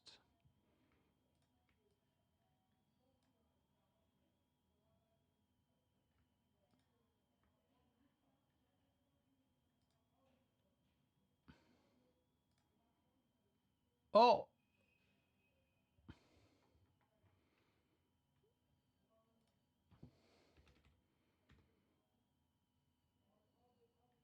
I'm not sure. We have 26 frames, so maybe 15 FPS. I have no idea what the old game did.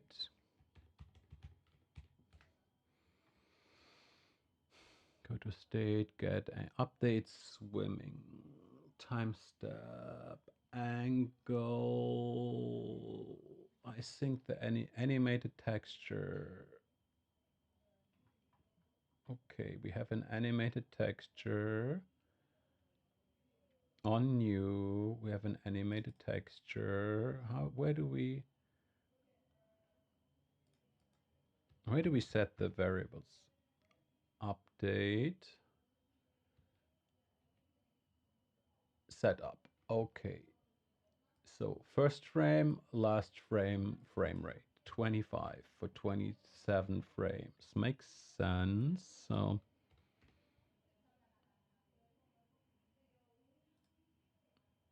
can I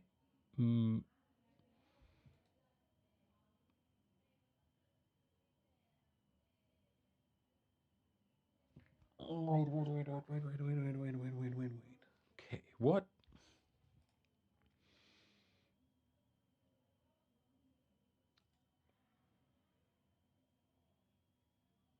What if I make this into a scene, right? Fish scene. Okay, so we have the fish scene here, right? With the script on it.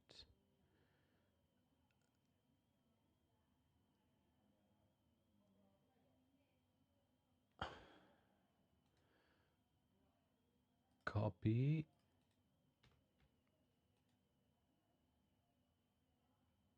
What if I change this type just to be node, right? Just node.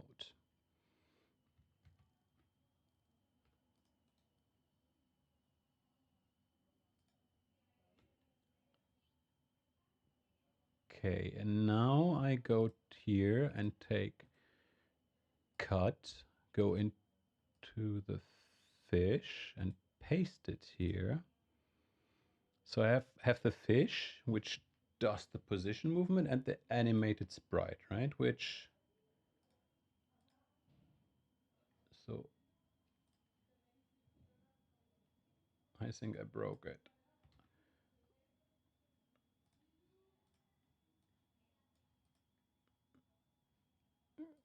Okay. Oh, okay, because our fish is not a sprite anymore, it's a node 2D, right?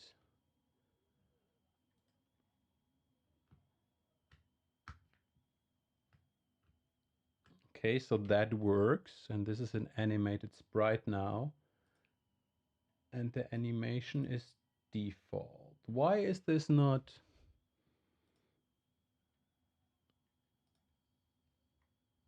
Why is this animation not playing?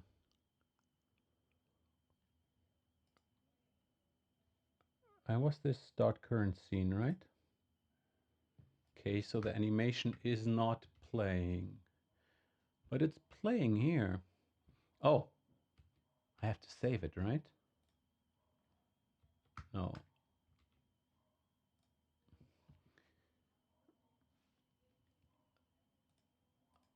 Can I rename this to swim, please?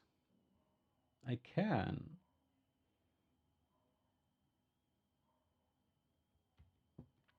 So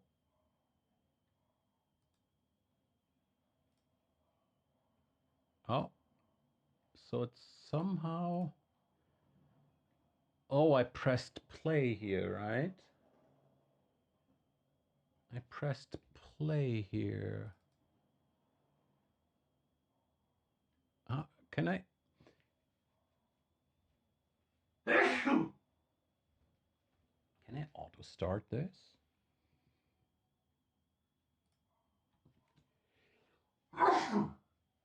Entschuldigen Sie mich bitte.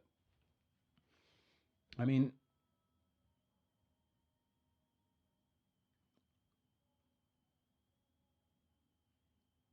what if? What if? Ah, okay, that works. What if on ready? What if I say self.play? Oh wait, we're not in self, right? We're in animated sprite 2D.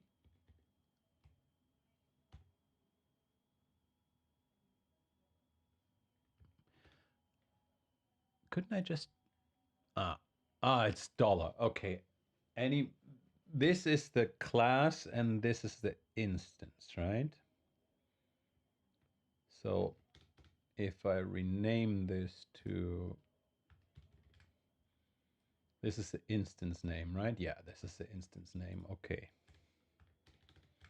Not sure. Can I just say play? What?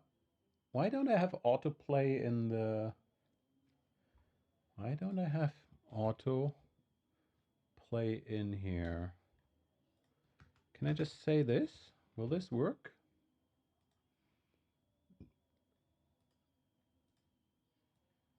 Oh.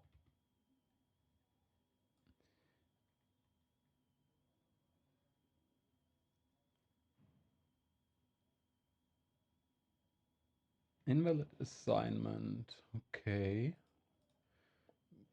What if I just say play? String. Oh, nice. It auto completes to. Can I do that? Okay, I can do that. Congratulations, we have a swimming fish. We have a swimming fish.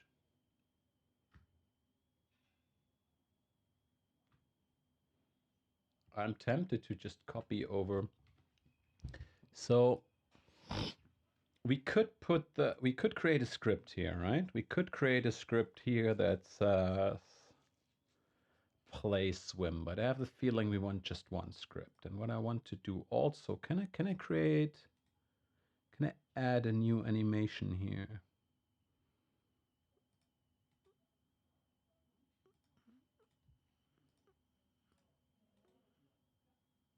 Can I?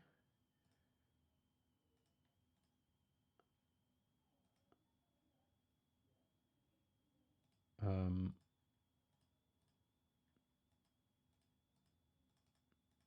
not sure what I'm doing here. So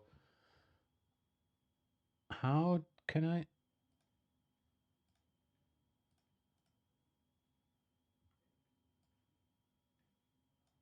Ah! Ah!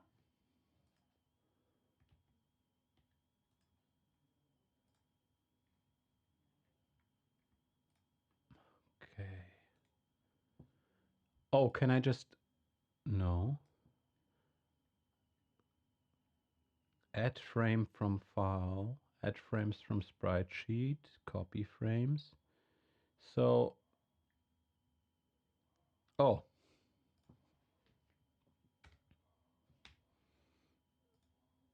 die, dying, right? Dying, and then I go to textures, and I didn't copy the dying in, right?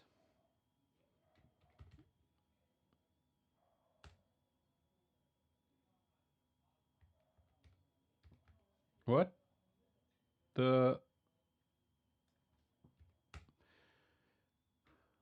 Okay, Godot textures, fish, and I'm just gonna copy the die in, right? And it's, I mean, we go to the same 25 FPS, and obviously it doesn't do anything, right? So what I can do, if I think this can be removed, right? Replace with function body. Okay, so this is just historic. If in input is key pressed, key K for kill, right? Then I want to kill the fish. So, I mean, what I just could do is I could just take this, right?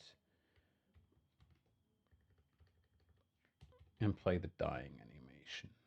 So, swim, swim, swim, K kill, fish dies. Obviously the floating up, so I need a state, right? So,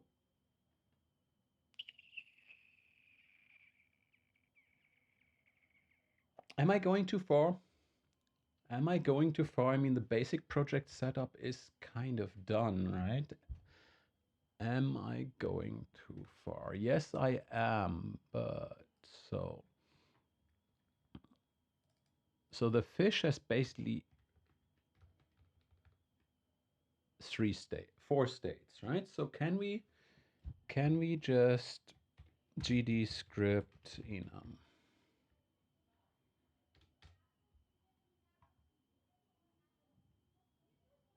gd script reference enum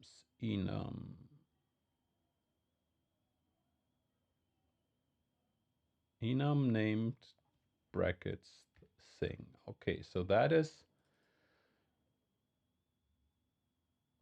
Pascal case, and that is caps. So we want player state. We call it fish state, and we just call it state, right? Enum state. And we have waiting for start.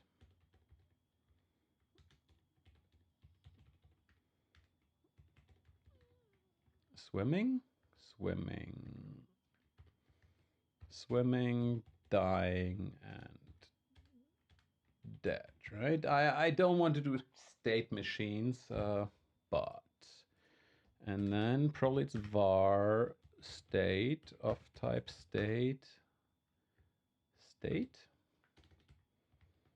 equals state dot, let's say we're starting swimming for the moment, right? Let's ignore the start logic. And then we say down here, do we have a match case?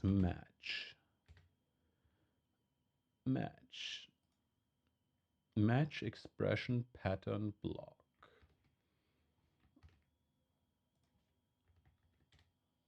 Match self.state state.swimming. Can I do this?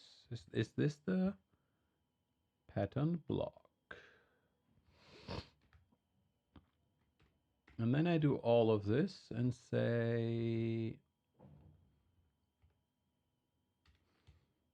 self.state equals state.dying, right? Can I do this? And if the state is dying, why is this not autocompleting?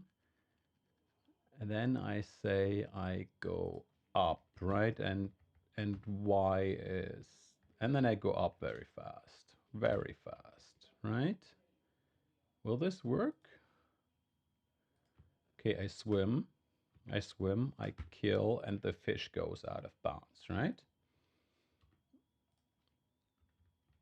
So if self.transform.origin.y smaller than, I don't know, minus 100, then self dot state equals state dot dead, right? And we're gonna do some magic here, right? If state is dead and I press space, I set myself to the middle of the screen and set the state to state swimming, right?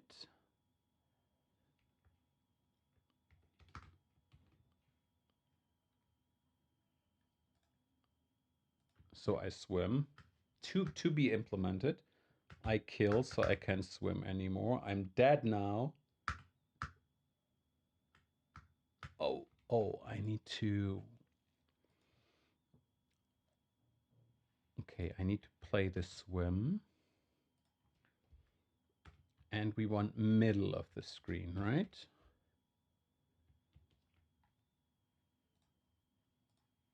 So I swim, I kill, I'm dead, I press space, I'm swimming again. Waiting for start, I mean, okay, waiting for start. State dot waiting for start, right? Waiting for start if key is I'm a bit worried about bouncing here.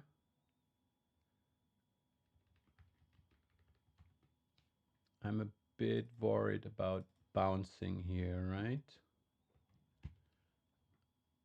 So let's make the default state waiting for start. We're waiting for start. We start to swim. We kill. We're dead. And I instantly go into swimming again, right? So key, do we have a key released? Probably was key released, right?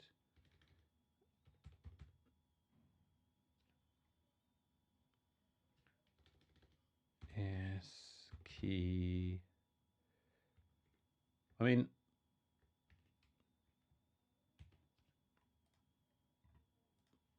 right? We swim. Oh, that means instant swimming, right?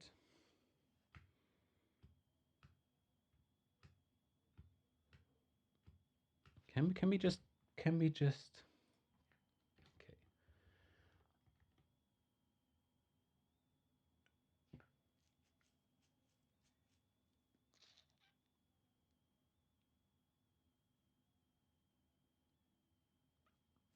I mean, it's good enough, right? What I really want is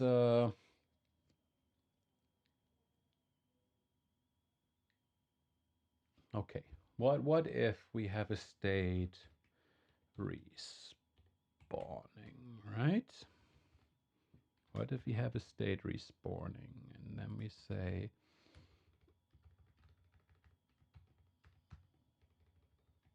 if state respawning, right? So this sets to the middle, sets to respawning swim, and this does basically nothing, but I have to let go to get from respawning to waiting for start, right? A bit hacky, but we're learning, right? So I can swim up and down with the space key. I press K to kill the fish. Fish is gone. I hold space, nothing happens. I let go of space, nothing happens. I hold space again, I'm swimming again. Full game loop implemented.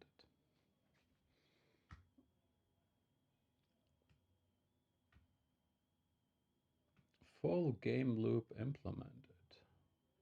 And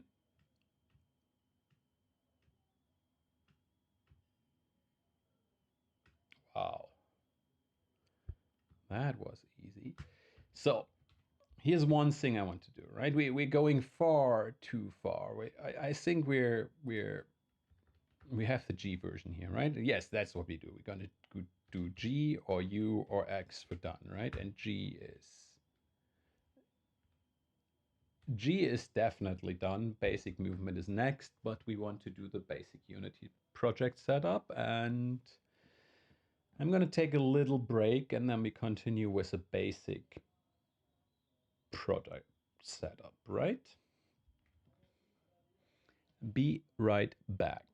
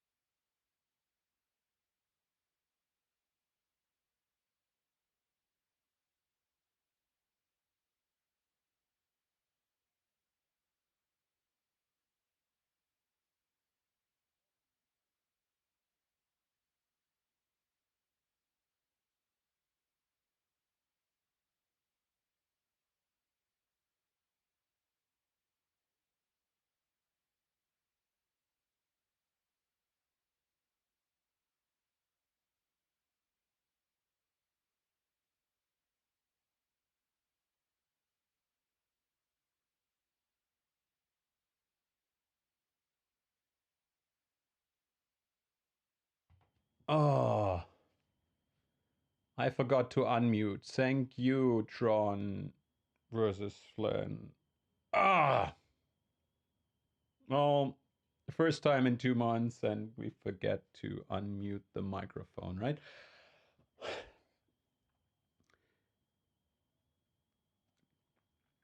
So what we just did is we changed the local coordinate system and decided not to go Unity right now. We do Unity tomorrow. I still have to run the installer and we'll probably run that download for 2 hours. So, and then we went into process. It's called every frame, right? Once per frame, while physics process is probably called during the physics processing. So it's stable delta, right? And that's what we want. Can I get back to my script? So we probably want to do everything in physics process instead. And well, maybe because key handling we want to do once per frame, but updating we want to do in physics process, right? So what we're gonna do is let's have a second enum, right? Let's have an enum direction. Direction up, float, neutral, hover, and down, right? And then we have a var direction is direction. We're going far too far here, right? I didn't even want to neutral, right? And here we say, basically we do the same. We're going to clean this up later, but probably have some state machine. So up here, once per frame, right? If key is pressed, self dot direction equals direction down, right? That's all. Else direction is up. If we're swimming, there is just nothing, right? If we press K, we kill. That's the same, right? If we're dying, actually, we do nothing, right?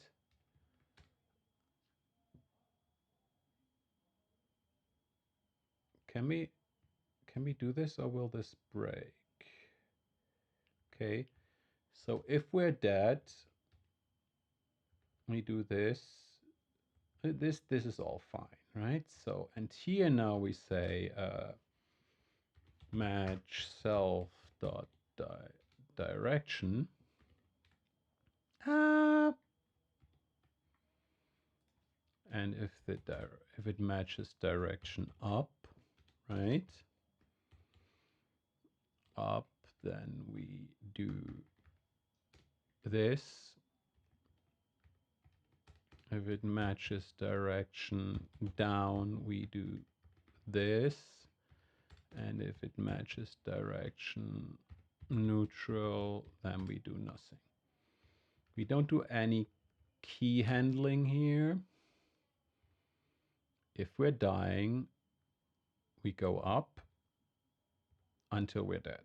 If we're dead, we do nothing. If we're respawning, if we are respawning, still getting used to the, right? So, and this will, and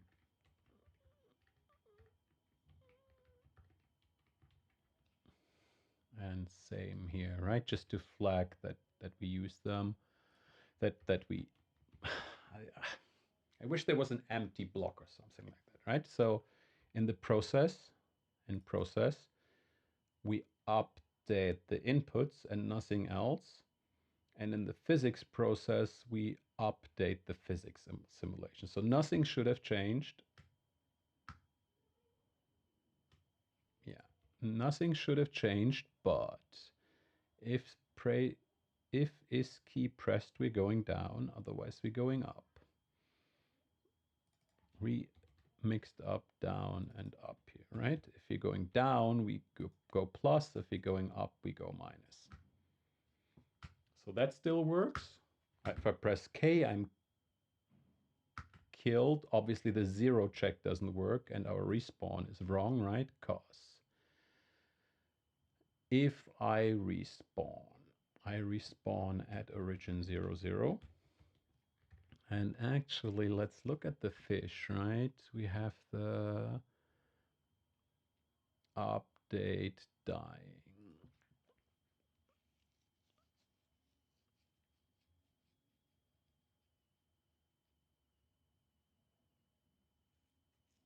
Okay, time since dying is the rotation. This is the angle that we get from it. But basically, this is the limit, right? Copied straight from the old code. So if we are dying,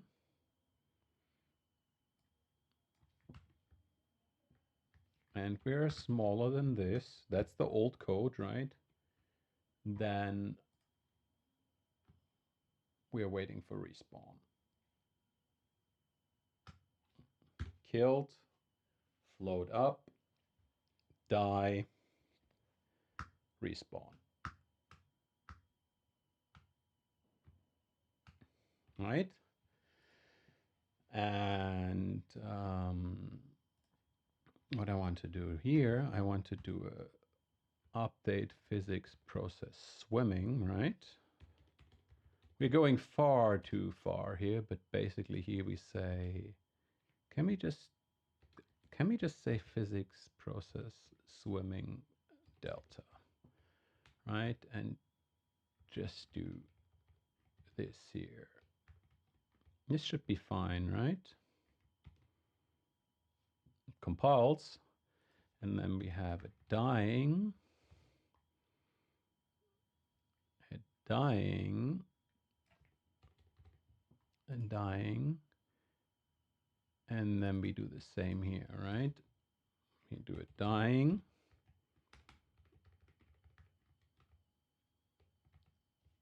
and we do it dying, right? And then we can probably, let's just make this a bit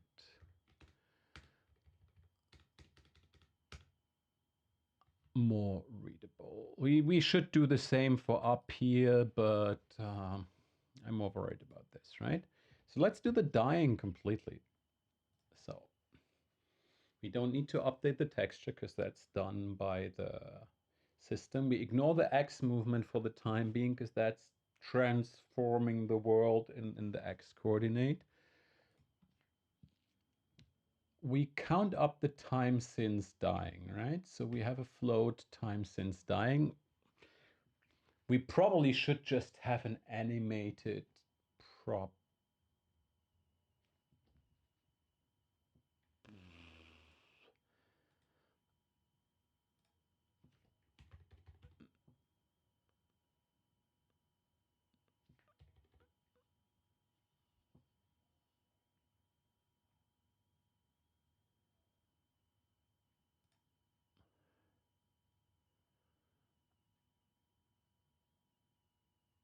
Do I want to use an animation for the turning of the fish? Can we do that? Now we have an animation player. We have an animation here, right?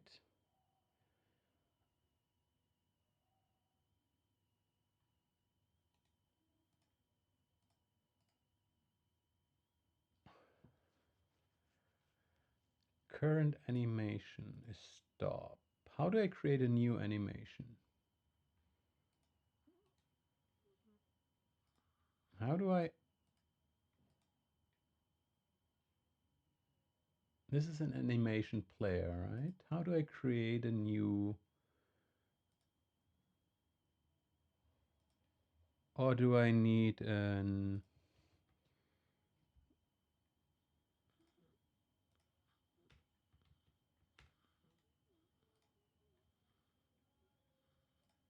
Do I need an animation tree as well? No root animation node for the graph is set.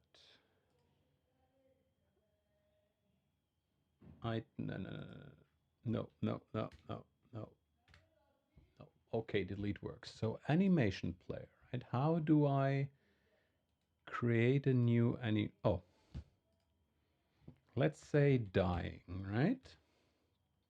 Okay.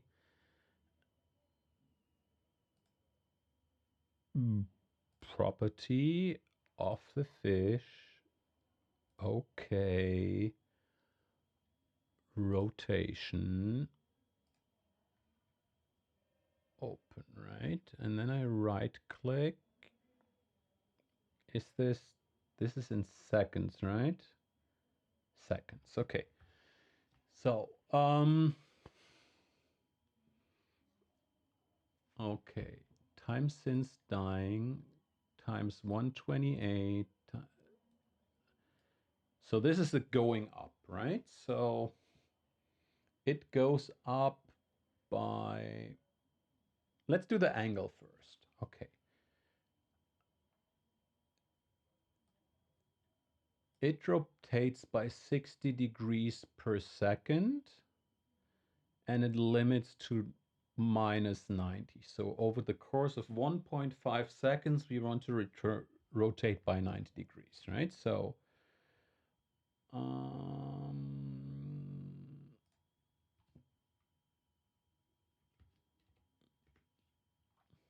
over the course of 1.5 seconds, can we somehow show this in frames? Oh, probably doesn't make any sense, right? We insert a key here. We move to 1.5. We insert a key here, and I want this here, the rotation, to be minus 90, right? I probably could have just pressed, this looks like a key here, right? So if I save this, and I go, this will need getting used to, right? If I get back to the animation,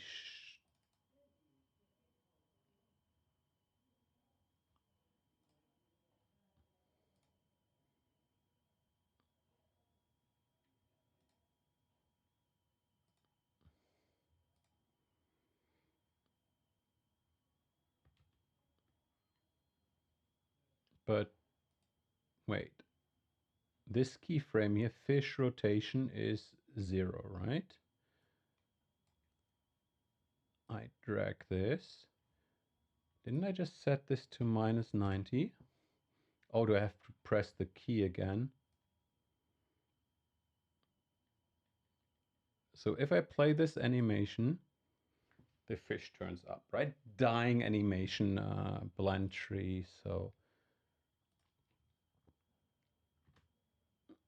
okay. So obviously, oh, that's easy, right? That's easy. That's easy. So when I switch to dying, right? Dying, I take the animation player and say play dying, right? That's easy. So I swim, I kill, and it goes down. Why does it go down? I mean, the state, I press kill, right? So I'm in state dying.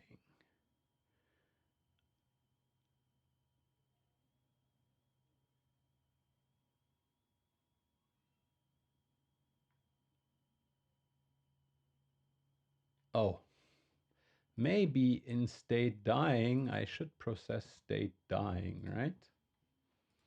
So kill, not perfect yet. It's obviously. Okay.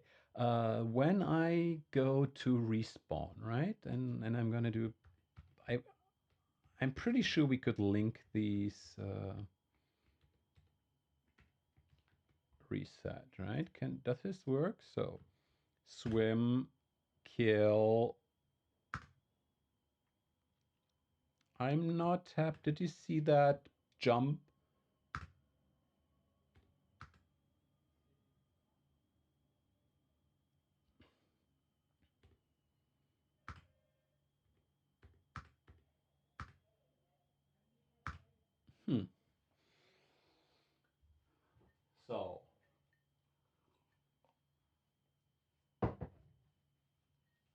That's the rotation, right? And I'm running out of time for today. We set this 3-hour mark, but that's the rotation. And that works, right? The rotation works nicely, and the respawn kind of,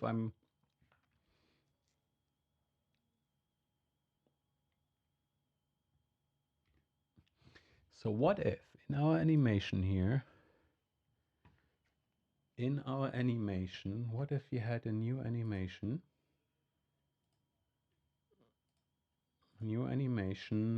respawn, right? And that had a track, property track, fish, okay, rotation, open, and that is 1 second long. And just at the end, we have a keyframe, right?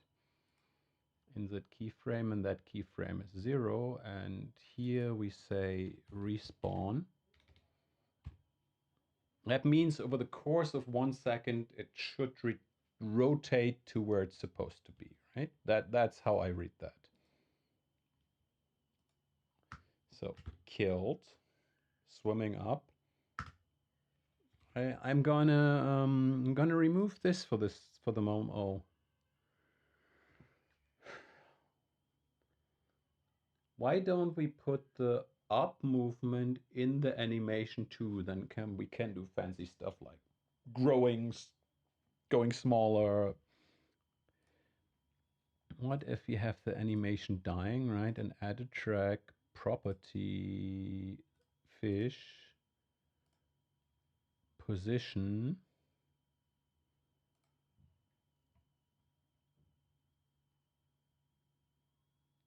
And I insert a key here. I'm not sure why. Ah, that's why it glitched, right? That's why it glitched. And then I go to 1.5. I'm pretty sure there's a jump to end, and insert a key here, but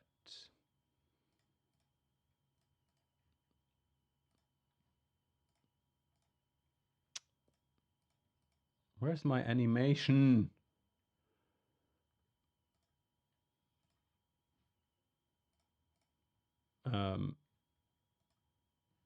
It's on the player.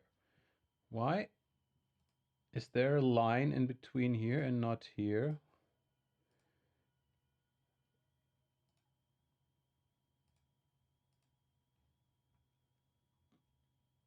So I wanted to move to, so 1.5 seconds for the full rotation, right? And then we say once it's 512 plus 128, and it rotates by this, right? So, okay. I could just eyeball it, but so 192 per second, right? And then we want I mean, I could also just, so we want to move it 640. So 640 by 192, 3.3 seconds, right? After 3.3 seconds, it will be dead. So let's make this 3.33 seconds. That means this goes here, right? And I hope this will just keep the old value. So if I go here, and then I want to be at 640, right? So y is minus 640.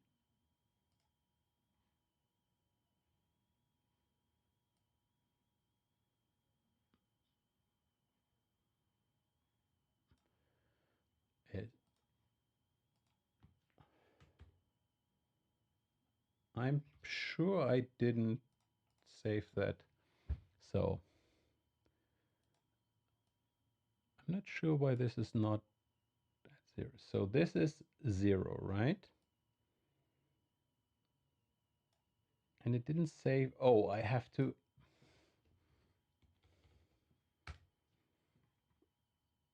Do I have to? What? Oop. I.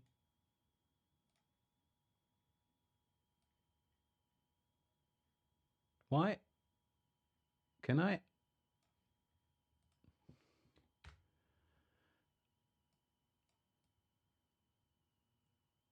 These are two different keys, right?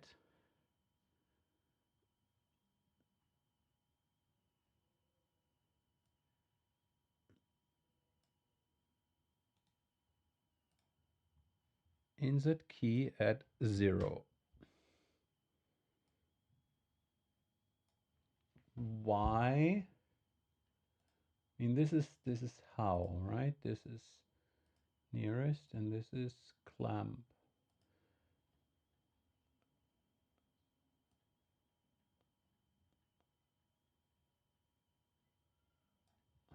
I'm not sure. So for the rotation, it works, right? For the rotation, it works. It's not this. Oh, is there a?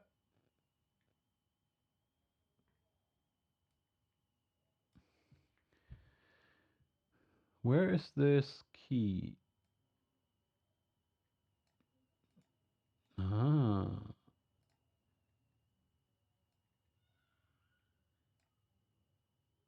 So this is 0. What am I?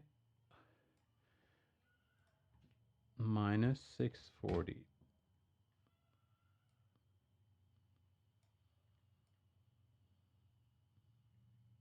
Huh?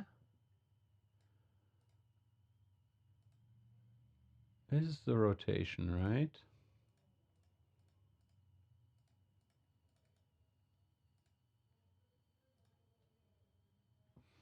Oh, something I'm not getting here.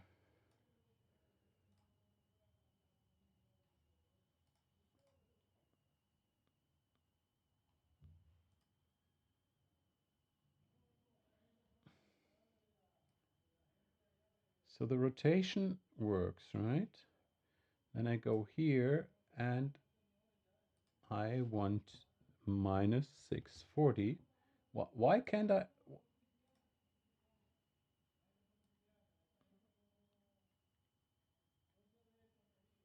Okay.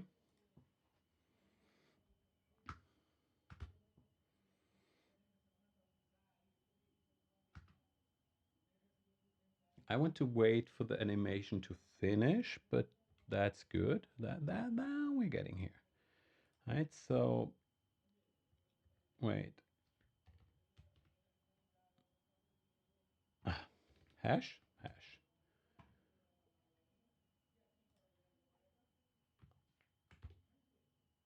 This is fully animated now. We can do whatever we want, but obviously we now have the problem that we never reach this place, so we need to check, can we do something?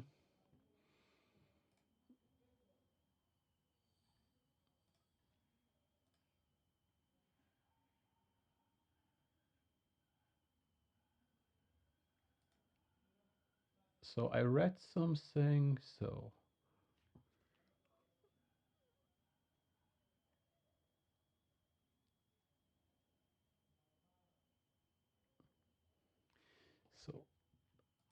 can we await this?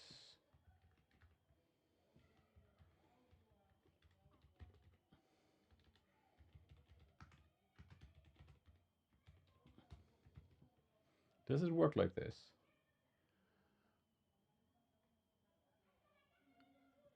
Because then we don't have to do anything here, right?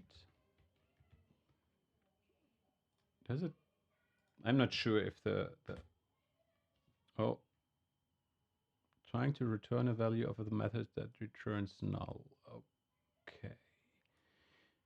So that's not how it works. Okay, so let's not do it like this and hack with systems we don't understand. So if we're dying,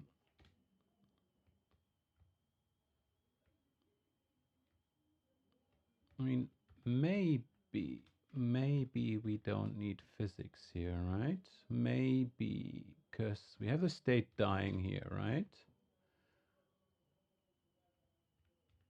maybe we don't do anything here. Maybe we go here and say animation finished, and we connect that to the script here, right? We say match anim name dying print finished dying.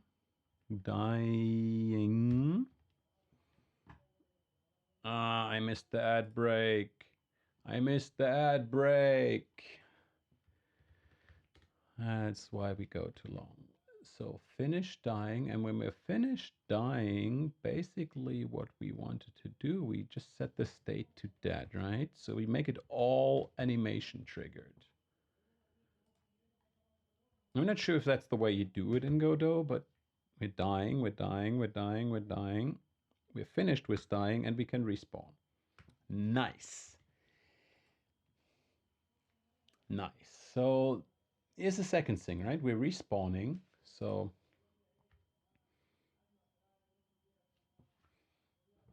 I'm setting the origin to 0. So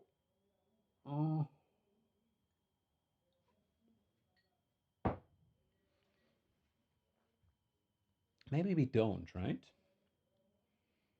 Maybe we don't. We have a respawning animation now, right? We have a respawn animation. Let's actually set the state here. We don't do this, right? We have the animation. Respawn. We add a new track for the property of the fish, the position. Right? And wherever we are at the end, at the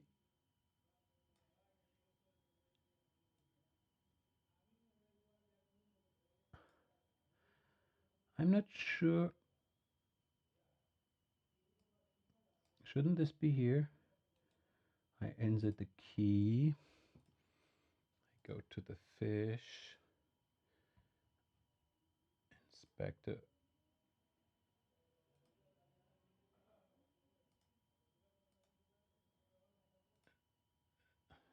So if I go here, right, nothing happens. But if I go here and take the fish,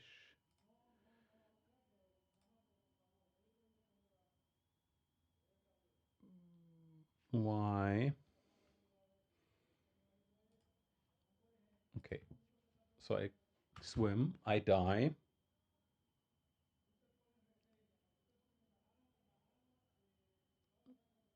It starts, I respawn and it jumps. So, okay, multiple problems, right? I have the animation here. I have the dying animation.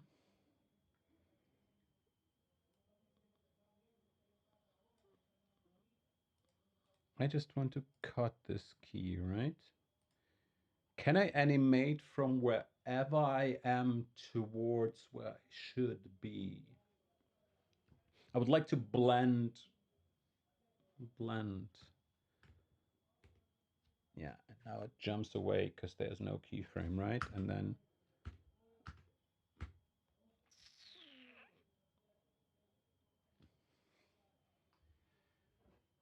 so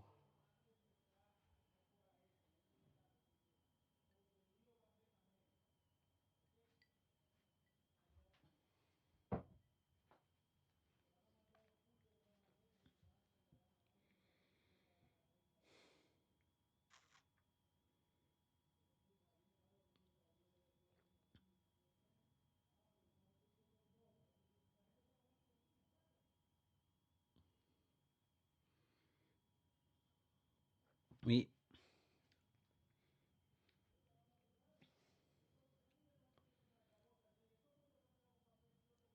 I'm considering, what if we add a child node here? That's just a node.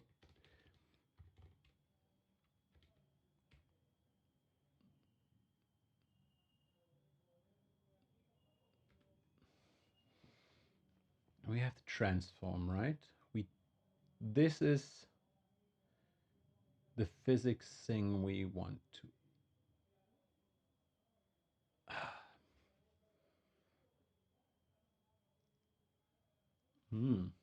Okay.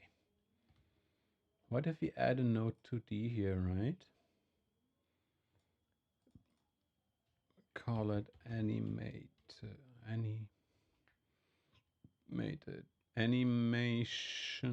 animated offset, right? Put everything under this. Put everything under this, just thinking out loud. I'm not sure if our script still works, so we're animating the wrong thing, right? Oh, we broke something. Play a null instance. Okay, so because this path now changed, right? Because this path now is but we have this access unique, right? And then we can, okay.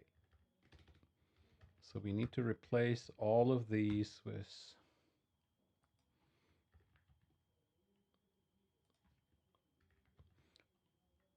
yes, watching all those videos this week helped a lot, right? So, okay, we're dying. Obviously, we messed that up too, because the animation player has exactly the same problem.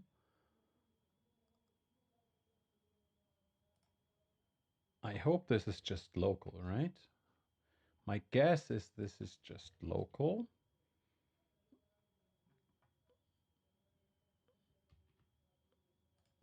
So the idea is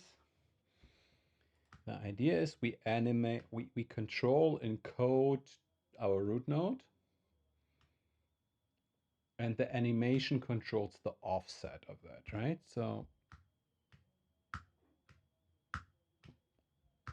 that's kind of working again. So now our animation here for dying, right? Can I delete that track? Yeah. So no, for dying, right?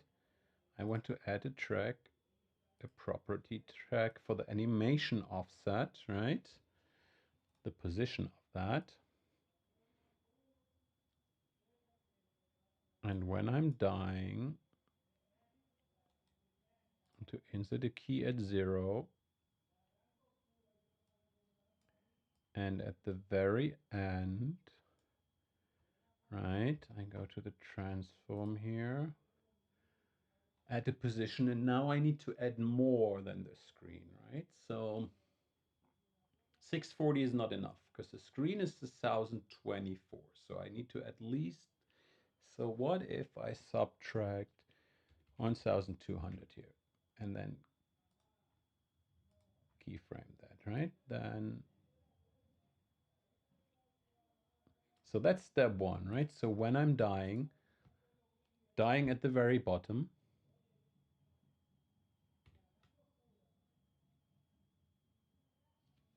ooh, we have the rotation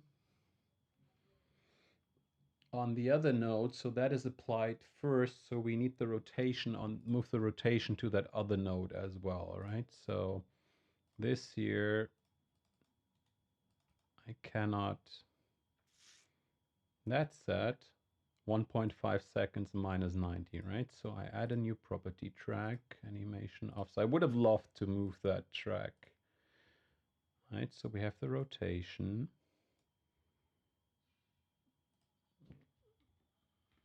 We keyframe it here.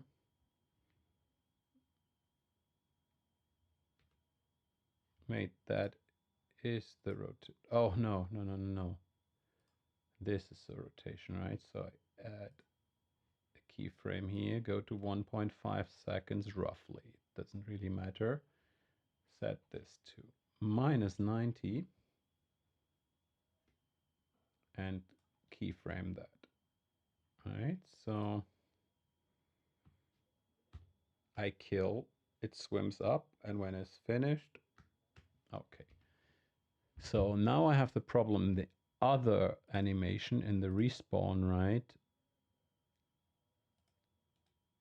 We just kill these two tracks. Let's say 1 second respawn. We add a track for the animated offset. Well, animated offset rotation, right? And at 1 second, we want to be rotation 0. Right, so play this.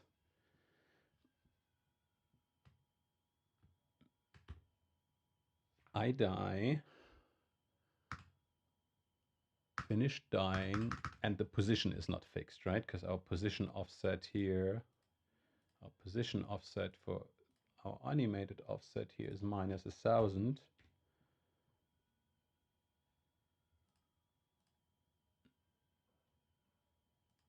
So we need to animate that as well. So we add a track, property track, animated offset, name is bad. Open that, go here, set this to 0, insert the keyframe, right? And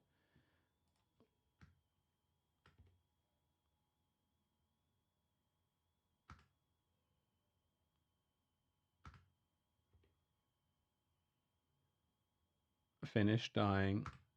That respawn. Oh, we don't have a keyframe, right? So what if the fish swims in from the left side on the respawn?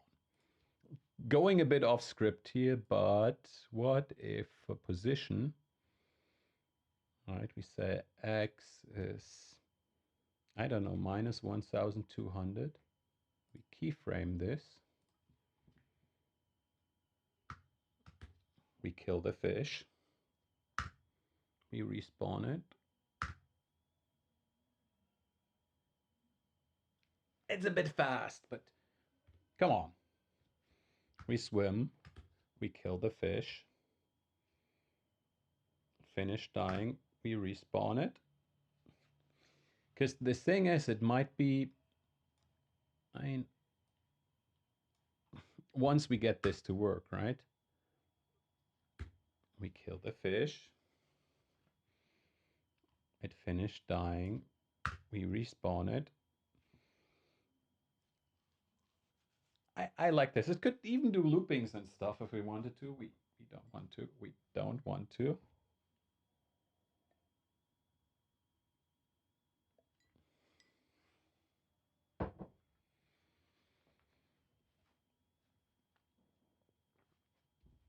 I'm gonna do one more thing, right? Because when we're up here and we kill, the finish dying takes a very long time. So we're gonna re-add the on dying, right?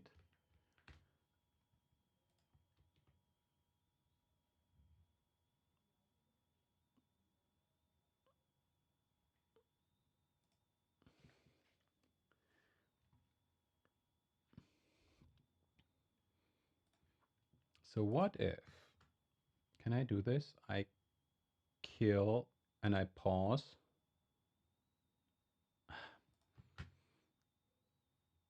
I swim. Oh, I kill and I pause. There's still some bugginess in there, but it's getting there, right? I pause. Just move this off screen. So this is the fish, right? This is the fish. This is where we swam. And we still need to reset that on respawn. This is our animated offset. Can I get the global position for this? Can I?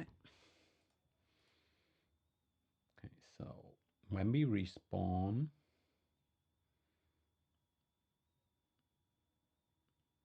we do set this, right?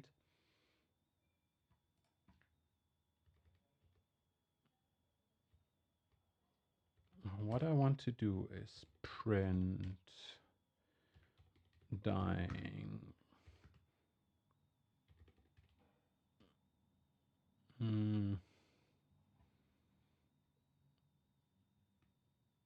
Can I do percent %s? Is this Python style? Expected statement found indent instead.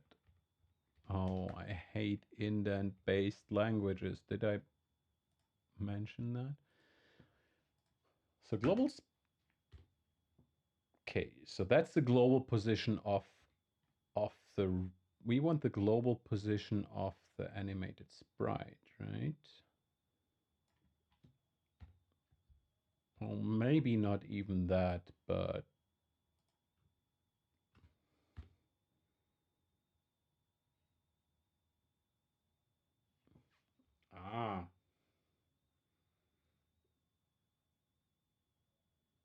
so that is now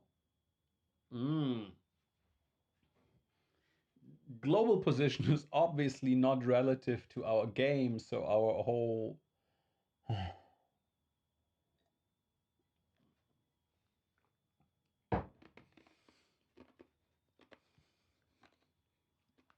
we probably just add a collider later.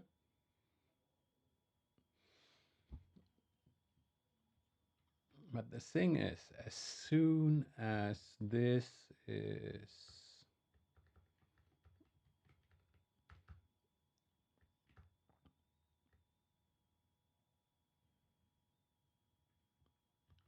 as soon as this is smaller than 0, right? AKA off screen. We do this, and then the animation finishes, so we have to say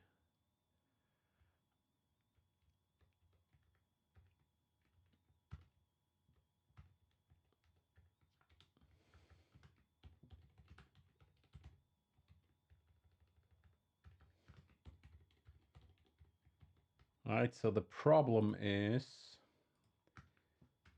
we're up here. Oh.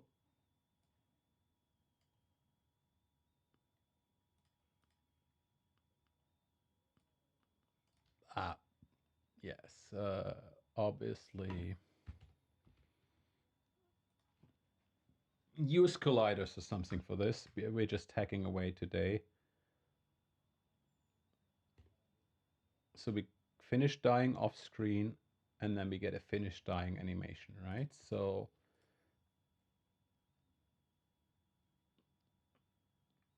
if we get a finish dying animation,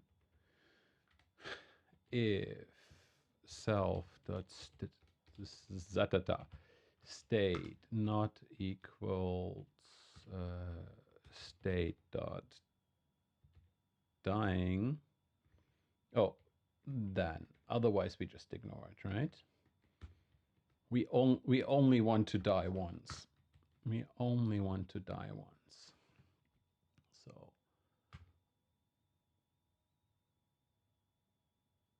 dying off screen, and we respawn, and we die instantly off screen, and we respawn. That's much nicer, right? And if we're at the very bottom, we swim up, we die, and we respawn. There's gonna be UI and stuff in between, so I'm not too worried about the details here. But, well, I think, I thought we're gonna have a background by this time, but we have an animated fish that kind of swims, so I still wonder how we do the virtual height thing for good, because that will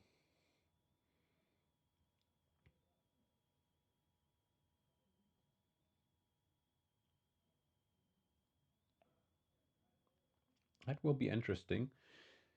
So what I'm gonna do, create a Unity account, install Unity Hub, install a Unity version, instantiate a minimal mobile project just to see that the compiler is working. And then tomorrow we get Unity to this point.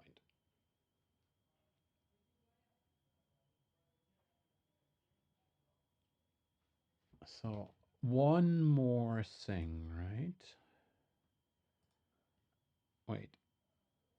Project export.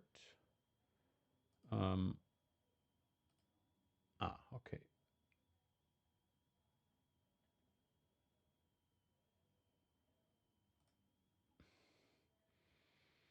No export use. Manage export templates. Download and install. Okay, here it's getting big. To be fair, Unity downloads all of that probably when you install it.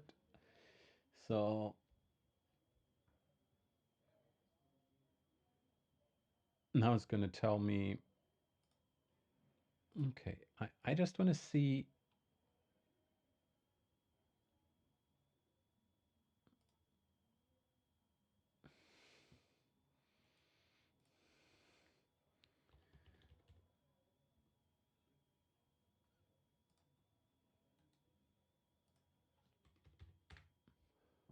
I mean,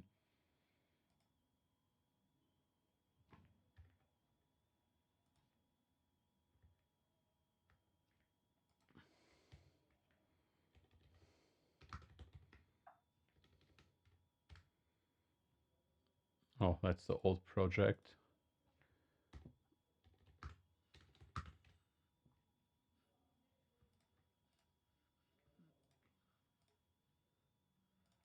Godot export web.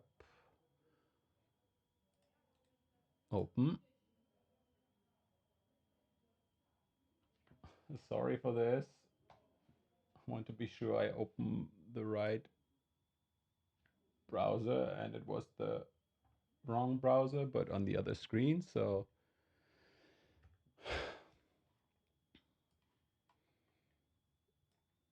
okay, this would have been too easy, right? Let's. Oh, I shouldn't be doing this. I shouldn't be doing this.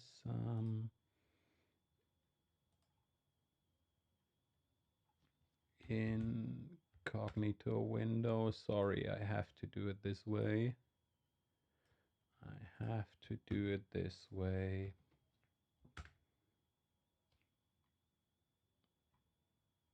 Failed to fetch. What? Okay, so it's not a. It's not a. We're gonna do this really quick, right?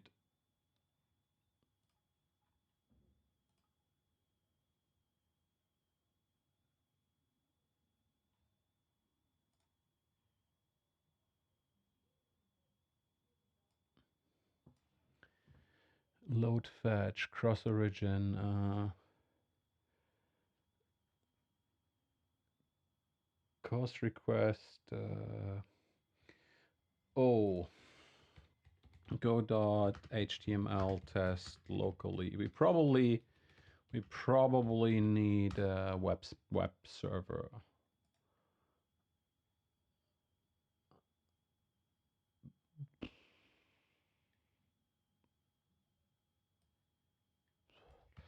I'm not happy about doing this. I am not happy about doing this, but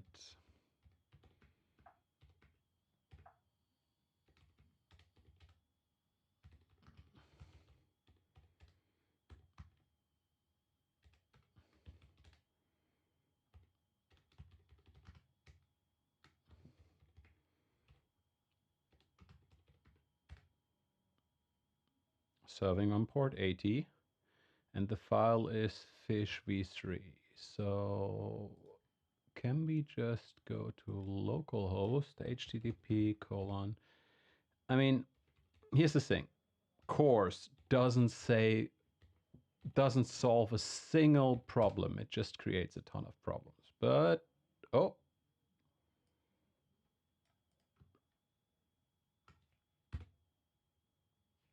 I mean, I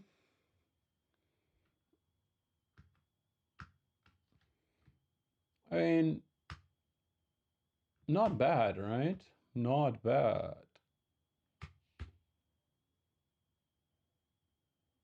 Okay, so that works. Nice.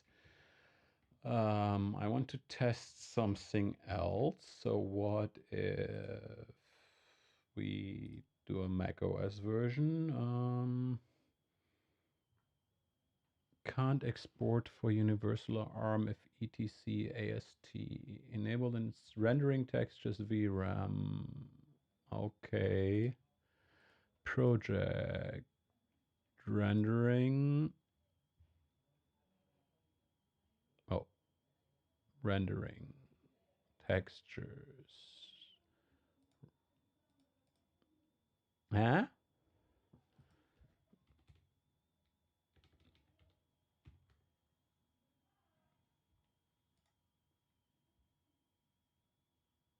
I'm not sure why it needs. I mean, it could just.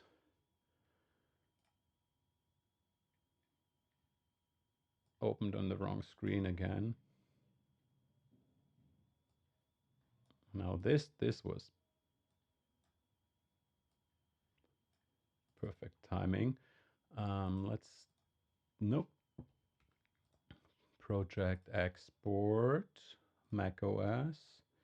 Notarization bundle identifier is Net Omnimat Games Fiish v3 GD for Godot, right? Notarization, code signing, export project.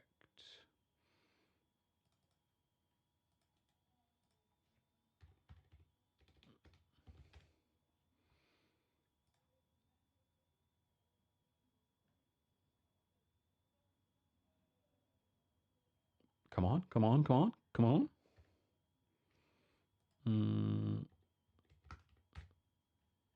Nope, that's the web. 60 megabytes.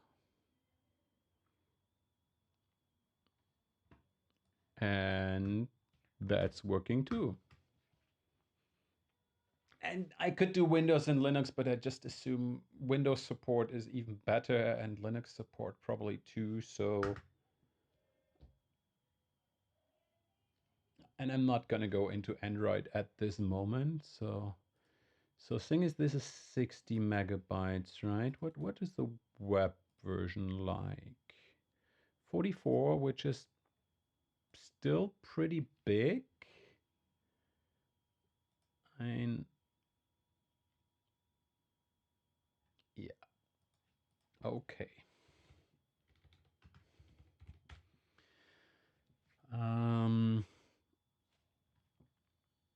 Okay, what I want to do is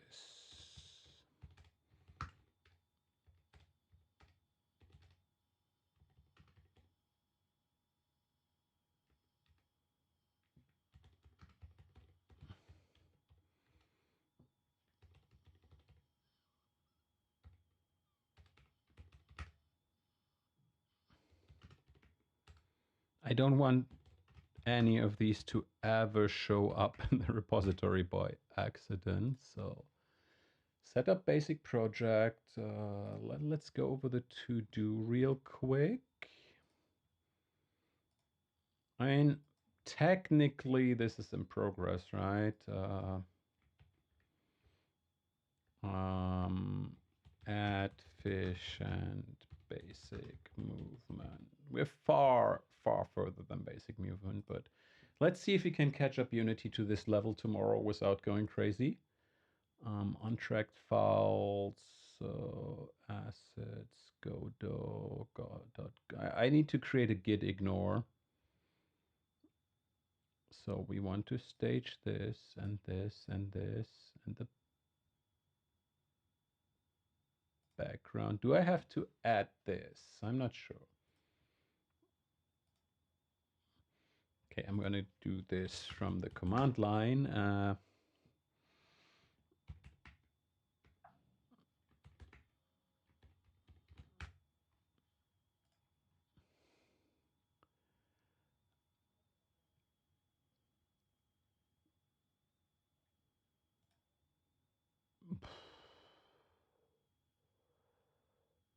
I have no idea. We need to clean this up.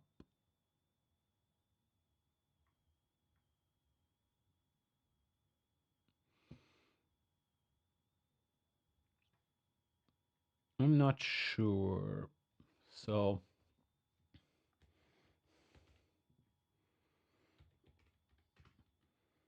more project setup.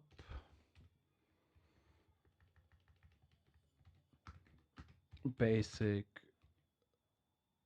fish animation and control, right? Wow. I mean, wow. I mind blown. Um